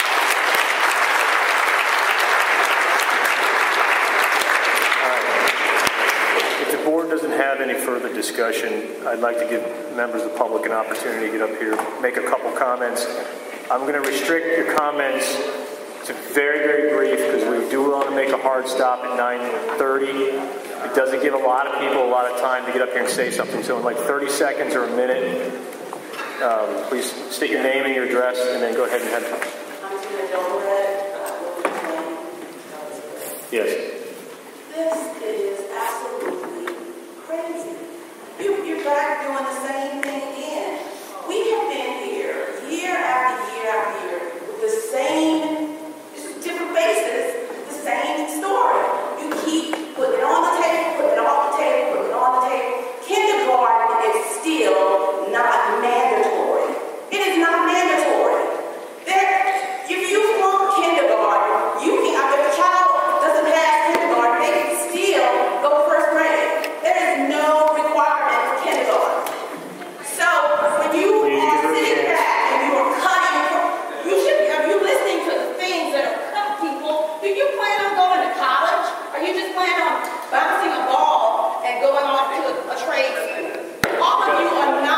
Okay. Going to go to college. That's an awesome. Let me tell you what, when you are cutting programs in Spanish, and when you're saying you're cutting this and this and this in high school, and let's take a business and let's take all of these programs out, what are you teaching? There are kids in that class that are not taking 12 study halls. Okay, Because thank you. they don't have teachers to teach them. How many study halls are you taking? Okay. How many study halls? Ma'am, You're not I got to move on. We don't have enough time. So thank you. You're dealing with kids who are We got your message. Thank you. You Mr. can have a Martino. ball and a smile, but you won't pass the SAT. Ma'am, I'm going to have to ask you to sit down, please. Okay, recess. And when you talk about, I want to give you some advice. Okay, ma'am, you have to sit down. Seriously. You have exceeded your time. Thank you. My daughter was We're going to call this meeting in recess when we're done. always closed. Okay. Wait, just let me make a comment here. Before this is over, and it's not going to be over until June, I will not allow those programs to get cut for those kids. I believe.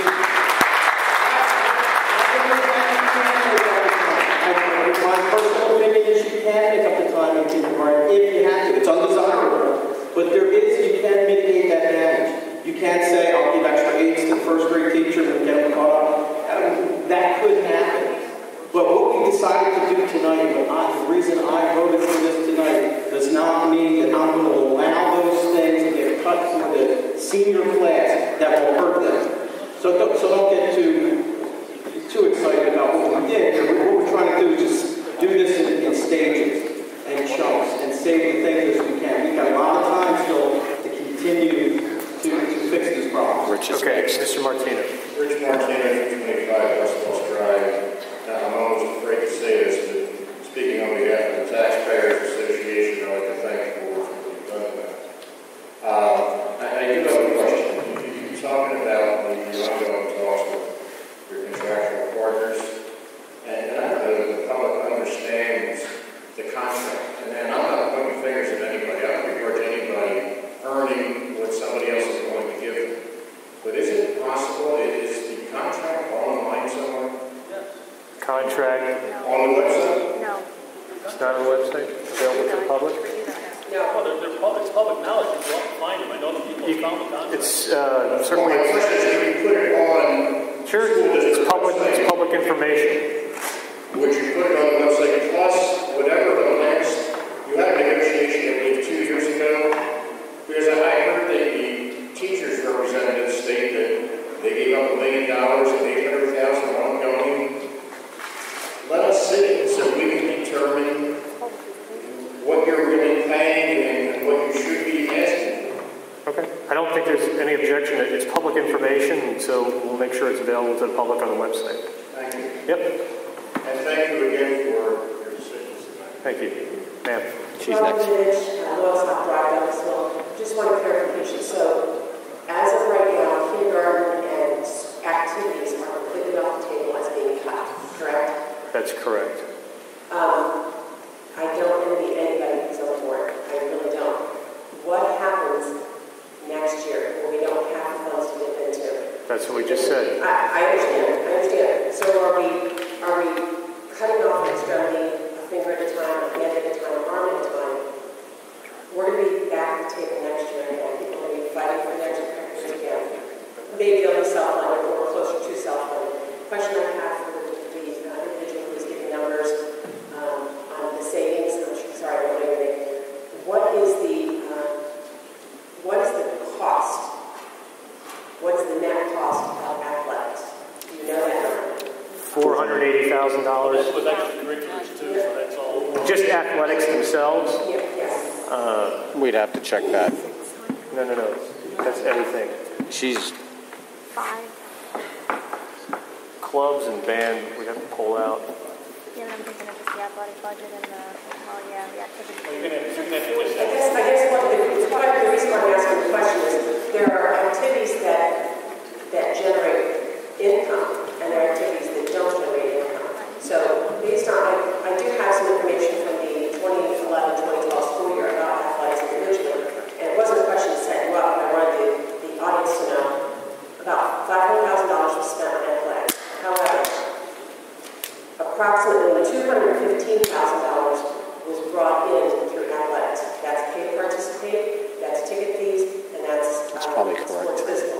That's about right. So That's about right. The number for the audience that we're looking at is about 284,000 if we're not going above budget. Our total, remember, our activity fees include the clubs and music. So the kids that are participating in clubs and music pay a fee, and that's lumped in that number you just quoted. So It should, because the right to know I submitted was specifically for the activity fees for sports. Well, then all I can tell you is that the number you received and the numbers you just quoted us were game receipts, physicals, and the activity fees for everything.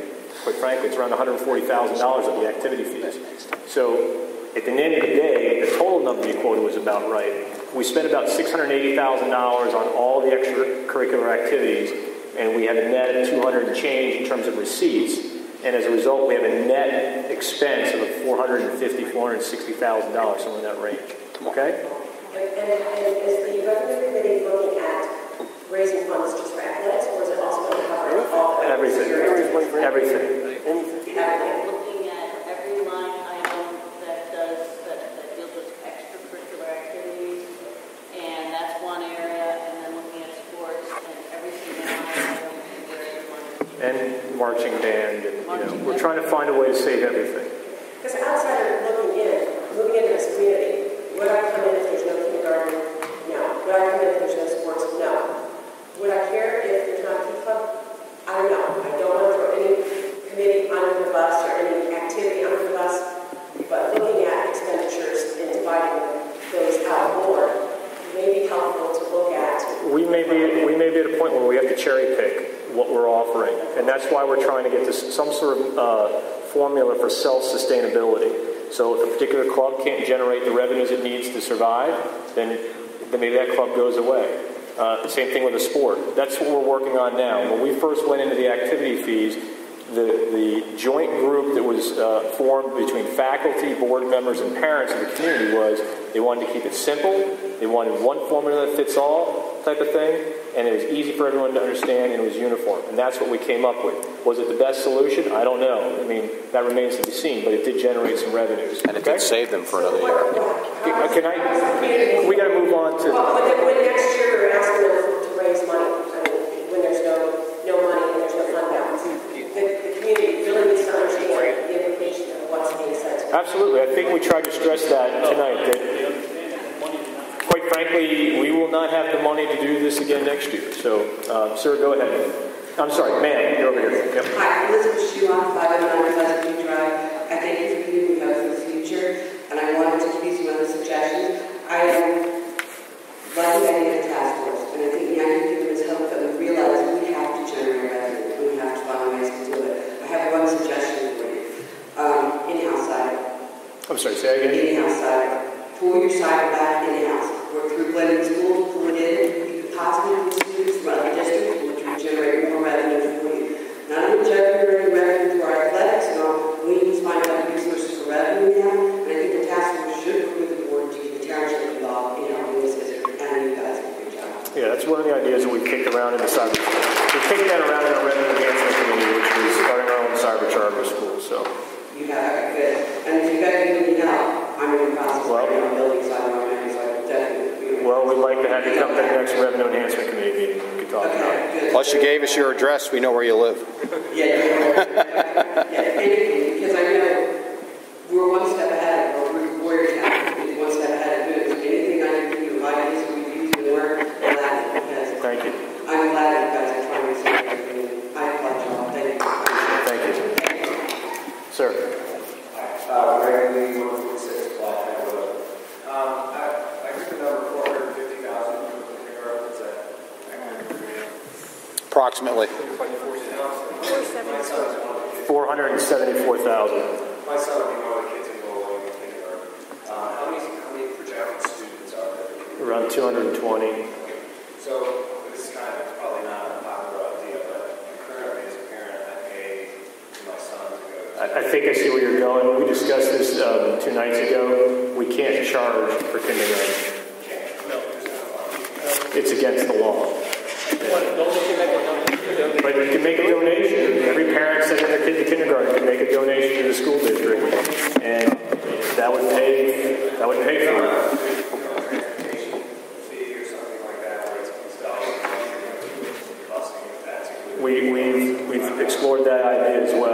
Thank you. Yep. Let's over this side. Yes, ma'am.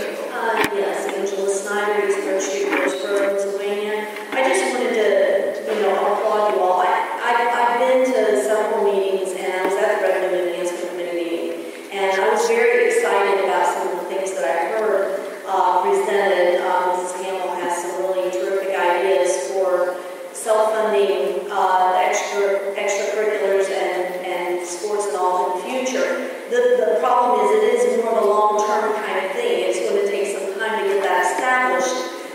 We needed this short-term boost. And if the fund can do that and give us a year or so to get this other stuff off the ground and get things going with it, I think that's going to be a tremendous benefit. And just for those board members, I heard the comment, I know that people are concerned about programming, and there's nothing in here that I would like to see cut.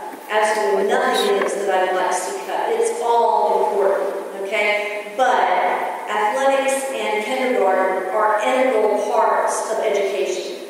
You are trying to create well-rounded students. Athletics, art, music, all of that is integral in education and creating that well-rounded student. So just remember that that's the important thing. Thank you. Sir. Hi, Joe Corey from 13 Orchard View Drive. Yes, sir.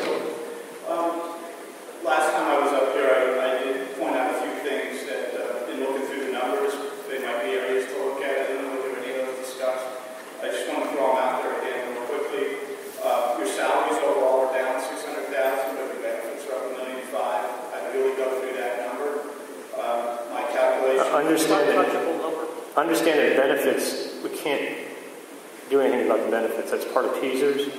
And PSERS is jumping, went from, 12% to almost 17%? It jumped to 16.93. PSERS went from $450,000 net to the district. $900 in expense, $450 in revenue. That's right off the budget. PSERS gives us 50%, so it's pretty easy to kind of check. And all I'm suggesting is go back and take a look, because the benefits should not be up $1.5 million with salaries. We also have, when we demote people, they still get their full benefits. So you may see salaries going down, but the benefits numbers are still going up. The benefits numbers are a percentage of the salaries. Jail. Not here. A fair chunk is a percentage. Well, the PSERS is. So health care is. All right. I didn't want to get into okay. All I'm suggesting is places to look at those numbers all make sense. Okay. Secondly, there's purchase services. I pointed this out. In going through, you've got some fairly significant increases. If you chart it out through the year off those actuals, so there could be some things in there that, again, I would say to take a look at. I do applaud what you've all done tonight, and though I would really caution, obviously everybody's going to say we can't use that $2 million fund balance because we're going to be standing here talking the same thing next year. That's correct. And so, you've got to go through the details of these expenses and revenue enhancement ideas, et cetera, to bridge that gap as well as to bring back some of the things. So there's just a lot to do. I hope everyone was paying attention when Dr. Otto and Ms. Penza were speaking earlier about what the drivers are of this budget. It is salaries and benefits. Okay? Our energy costs didn't go up by $5 million. Our grass cutting costs didn't go up by $5 million. We heard Mr. Haas today. We didn't purchase $5 million worth of computers. Salaries and benefits are driving our budget and are driving our debt service. Debt service is level. So it's been $7 million, and it'll be $7 million every year going forward for the next 20 years. So that's the key component here. And until we wrestle with that part of our budget, we will face this next year, the year after, and the year after that. We are hopeful that in working with our collective bargaining partners, we can come to some sort of arrangement that's sustainable for them and for us. And that benefits everybody in this room. That's where we have to go with this. And you're touching on those items here within the budget. That's where things are going up. That's where you're going to have to get a fair chance. And then the last point I just want to make is you talked about increasing the taxes by $600,000 by the minute. By the index. Suggested that tax increase should fund kindergarten and the extracurriculars forever. If this tax increase has passed tonight, will carry on every year because it'll only build off of that, and that should permanently fund those programs, at least to the majority of the cost of those programs. And let's not have this conversation again next year. Thanks. Sir. Greg Price, 502 Meadow Crest Lane. You spoke mostly about the cuts that you're looking to make and the revenue generation within this group, within the school district. Can you speak about how you partnered with the Planning Commission to look at generating revenue through, again, commerce in this area? We established an economic committee. Economic Revitalization Committee, ERC, a couple of years ago. We met with the supervisors of 3 different municipalities, and we've been talking to them about ways that we can spur economic growth. Of course, this is in the middle of an economic tsunami, right? So development comes when capital is available, and capital hasn't been available for a long time. The tax situation has to be favorable for businesses to relocate here. Well, a school district that's raising its taxes, that's difficult too. So we talked about tax abatement and working with our municipalities to achieve that as well. You have to have the infrastructure in place: sewer, water, transportation, power, those types of things. So certain municipalities are better designed for those types of things than others. And so the conversation exists and it goes on. But quite frankly, you have to incentivize a developer to come into this area and say, yeah, I'm going to put my business here as opposed to Exeter or Pottstown or North Coventry. And how do you incentivize somebody to do that other than provide tax breaks? So the Keystone Opportunity. Well, you have the Keystone Opportunity Zone as well, which is an incentive for folks to relocate at the Armorcast site and in Birdsboro and things of that nature. So we are working in that direction, but a lot of that, quite frankly, is out of our hands. We've told people we're willing to participate in some sort of tax abatement. It doesn't help us in the short term, clearly. But if it incentivizes a business to come here and sign a long-term lease in a building or build in this area and relocate here, then maybe 5 or 6 years out when that abatement disappears, they're still here and we have those tax revenues to capture. So we are having those conversations. So I think really it's just making sure that is the top priority, because as many people have spoken, this isn't going to just stop. And if we don't have that additional revenue coming in, we're going to be having this conversation year over year. If you were here Monday, you heard Monday, I implore everybody out here to go across the street and go to your municipal meetings. They're the ones that most of the time hold up any economic development. We can't grant permits for buildings. We can't review plans. Yes, we can give them a break on their taxes, but it's after they get here. They got to get here first. Remember, I can tell you as a real estate developer, I go in front of townships all the time, and it is so much harder than it's ever been to get a plan approved. It takes years, 3 to 5 years. So you're disincentivized to develop, and it's because the same people that are sitting in this audience don't want a Costco going up next door to their homes. And so the township then puts in restrictive zoning to prevent those types of things from happening. And then we bemoan the state of affairs and we have no commercial development. So it's a catch-22, and the only way you can change that is you got to go to the municipal meetings and you got to say, hey, look, change your ordinance to allow more development. They got to hear that from the taxpayers before they're going to take those steps with their ordinances. And that's a lengthy process, too. So we're not going to solve that problem here tonight. All I can assure you is that as a board, we've made that overture to our municipal partners. Okay? Sir? If I could talk on Baker Street, I see that you guys have $11,650,000 between debt service and operation maintenance. I was going to touch base on what you said there, Mr. Basil, about the bringing incentives in. I'm a little confused by that statement. The racetrack was sitting there trying to get in there with Union for quite a bit. I see quite a bit of objection from Union Township. That's correct. Just to put that out there, so we're sitting there looking for a revenue base. Well, I'm a resident of Union Township, and I object to the racetrack strongly. I mean, so like I said, you have issues going forward. People don't want development in their backyard for a variety of different reasons. And Union Township... Well, there's a huge revenue source. It is what it is. It's the same source that we expect. I pick it all up. My concern here is, you know, we sit here and teach children to not have bad behavior. I think we're only up $91 million in debt and sustaining $7 million debt service. I hear all these calls for keeping programs. The bad behavior of you guys in the past, not maybe your board, but past boards, is atrocious. We should never have $91 million worth of debt. That's poor management. Now, going forward, how are you guys going to sustain $11 million to just take care of the real estate and the debt service? What is your long-term objective to rid that? And what is your rate? I mean, we're all talking about kindergarten. It's beyond kindergarten. This is about saving a community. You guys don't, you have to understand Mr. Basil, you're a real estate developer, so am I. But the travesty you can do to the real estate community is atrocious. A simple, you understand the percentages, it's atrocious. But Got your point. What are you going to do to control that $7 million? We can't. Hold on, let me finish. Okay, so there has been no long-term planning in the school district. Okay, we've been constantly planning 1 year at a time, and it's something that I've advocated for a long time. We have a long-term plan. We do 5 to 7 year modeling, so we understand how to budget for things. We understand what the impact of our contracts are, and what event horizons we need to save for and plan for. We don't regularly set money aside in terms of capital improvements. We take it as it comes.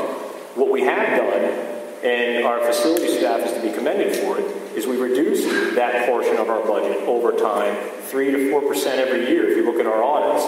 In terms of the debt service, there's nothing we can do other than when the bonds come available, which is usually about 6 to 8 months before their maturity, we can try to see where the interest rates are and try to refinance those bonds. We've done that several times with several bond issues and saved this district a couple $100,000 of each pop. But those bonds are in place for a long time to come. They're going to be part of the fabric of our budget until 2034. We can't pay them off early. We can't pay them off early. So, sir, we got to move on because we're trying to finish, but I'm happy to have a conversation with you offline if that helps. Okay. Lauren. I'll be quick. Lauren Reno, 367 Buckhead. Thank you very much for taking that fund. It's a number on paper right now, and I know it can change, and it should change and go down. But I just want to point out for those that are so worried about leaving only 1.6 in the general fund. In 11-12, we signed off on a budget that had an ending assigned fund balance of only $1.8 million, and it started off the next budget year with 4.2. So we have gone low on paper. So I'm hoping that, one, we won't have to use that 1.9, and two, we can find ways to maybe increase beginning fund balance for next year. I know we're not discussing ADC because you can't vote till May. If it does close, has there been any thought on any type of revenue that could come from other floors in that building? We are exploring ways to monetize that asset. Okay, because that's a mistake that could be rented out. My other quick question, although I know it can't be an actual number, is there a rough number that maybe Mrs. Torsha has on potential retirements at the end of this year that could present the savings to the district? We're negotiating that. I'm not talking about early retirement. I'm talking about people who are already planning on retiring. People that have already indicated that they're retiring to us, it's in the budget. Okay. All of them? Yes. Okay. Thank you. And it has to be an official letter for someone to dictate that to us before we'll put it in our budget. I do understand that's the official letter, but there's an unofficial survey that... Well, I mean, we can only operate when those people have indicated their willingness to retire, so that's where we are. Thank you, ma'am. Hi, Jennifer Hardy, 103 Wilson Drive. I have 3 things.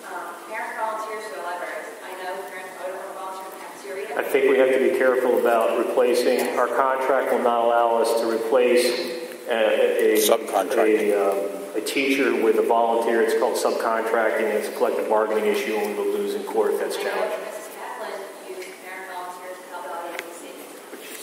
Assisting is one thing, replacing is another. Well, is there a way to get assistance?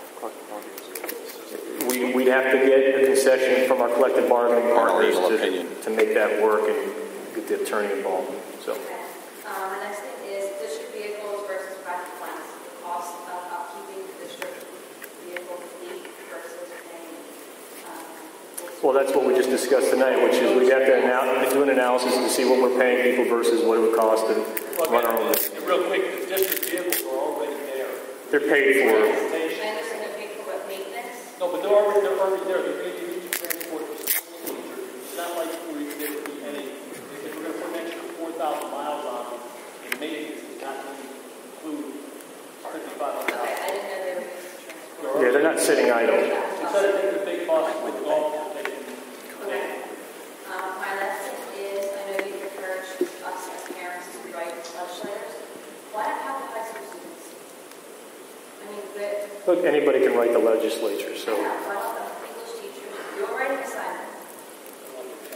To do that, I mean, I don't think they can do a political, we try to keep the school district apolitical in terms of that, but kids can do what they want at home. Yep. Mr. Cockle. Yes, Shane Cockle, Eager County. Saving the extra programming, does that include the elementary band? No, that's still out of the budget. Well, I mean, if we're saving all the extras, I mean, that's when we agree an extra. What we said was we were bringing back the extracurriculars, okay, which is the marching band, the clubs, and the athletics, and the kindergarten. Okay. In terms of the other things that were on the list, there's a litany of them. You heard us go through them tonight. Those elementary things are band still elementary band is curriculum. Is curriculum, and so that's still on the table for discussion. Yeah. So that is curriculum. That's correct. It's not current. Currently. At the end of the budget process, every year we pull surplus. If you are saving the extra programming and cutting education, that's horrible. So what I would suggest is if you end up not being able to save the educational programming, but pull a surplus when your funding from the state and everything comes in after your budget, please consider saving those programs that are over budget line. I think you heard Mr. Seminaro, but we're not done. But I mean, at the end of the day, at the end of the budget process, you still really aren't sure how much money is coming from the state until after you fix your budget. So you might end up having to cut those programs back. Look, last summer I think we talked about revising our budget after we had passed it. We can legally do that. So I think it was in July. Yeah, and we have, Mr. McCullough, correct me, because it goes back prior to the other board, you and I, we did get extra money, and we did bring some things back, and so, we also issued a refund check. Correct. So we will do that. Okay. we have an opportunity after the budget closes to open it up again one more time and adjust our budget. So sometime in July and August, somewhere in that range, we have that opportunity. Mr. Bates, can you let them know that the state, we might not know. Yeah, I mean, the state doesn't necessarily provide us funding July 1st. Right. It could happen in October before they make a decision on things. They're supposed to pass a budget before the end of June, but we won't know that until we've made our decisions. Because as educators, our main purpose is to educate our children. So Yes. if you can, say those programs. Thank you. Mr. Schott, please go ahead. We want to wrap this up. Okay? Tom Schott. Tom Schott will be the last one to speak. Thank you. 729 2nd Street, retired educator. On the kindergarten issue, I want to thank all 9 board members for your visit tonight.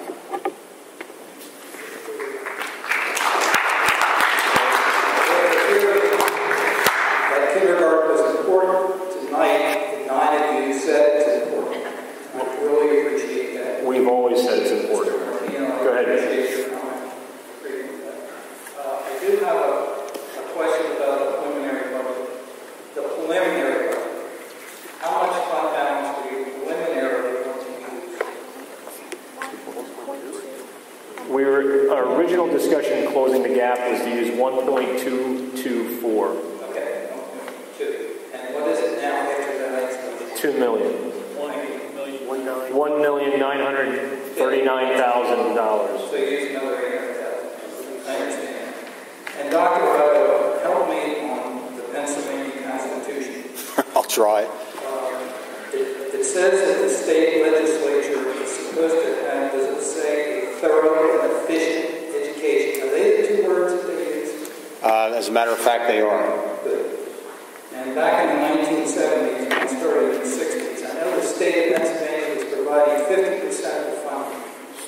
Approximately 27% now, or something like that, somewhere in that neighborhood. It's not close to 50, correct? Oh, no. In addition to that, when you are building, that's when you go and borrow money, and that's your debt service.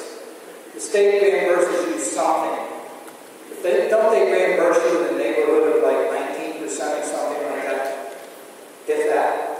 It varies per bond. Pardon? It varies per bond. Yeah, but it's never more than 30.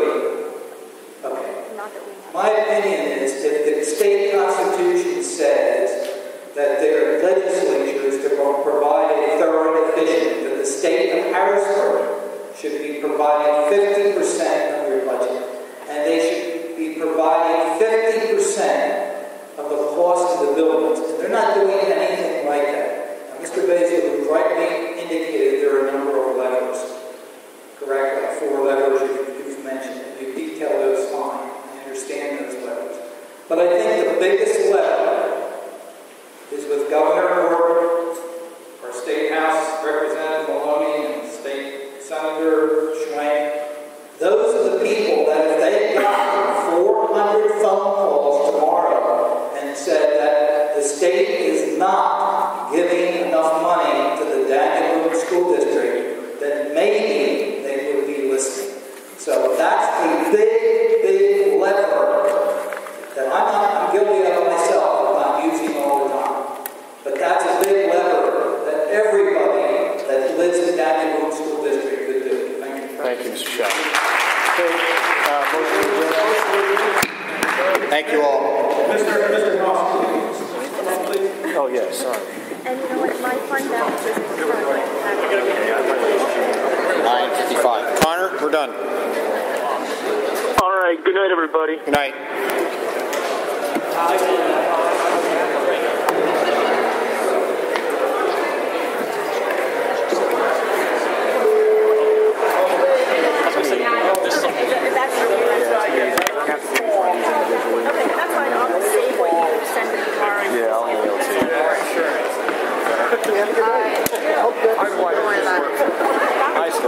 Hi, I just need to check all these numbers. Stop to make installing my clothes. Can these things be added back in before this is over? That's what I figured. They can be put back on the table. That's what I tried to say. I figured what you're saying. I just Motion make sure that this is what we would definitely like to do, but if something major changes... Sorry, go ahead. I thought that's what you're saying, but something major changes. Yeah, no. Will you still have your stuff open? No. The answer is no. Go home. Stop making fun of my clothes. Okay. First of all, the index, that's 600. I thought you were making fun of my clothes again. Walt, did you want to... Walt. I think I have that cycle, but it's the same as Okay, she'd like to write the motion. What is the total fund balance? You know what? It's not a good way. I think we took out 1.939. How much is that going to take that down to approximately by doing it? We're going to be at 2.5 around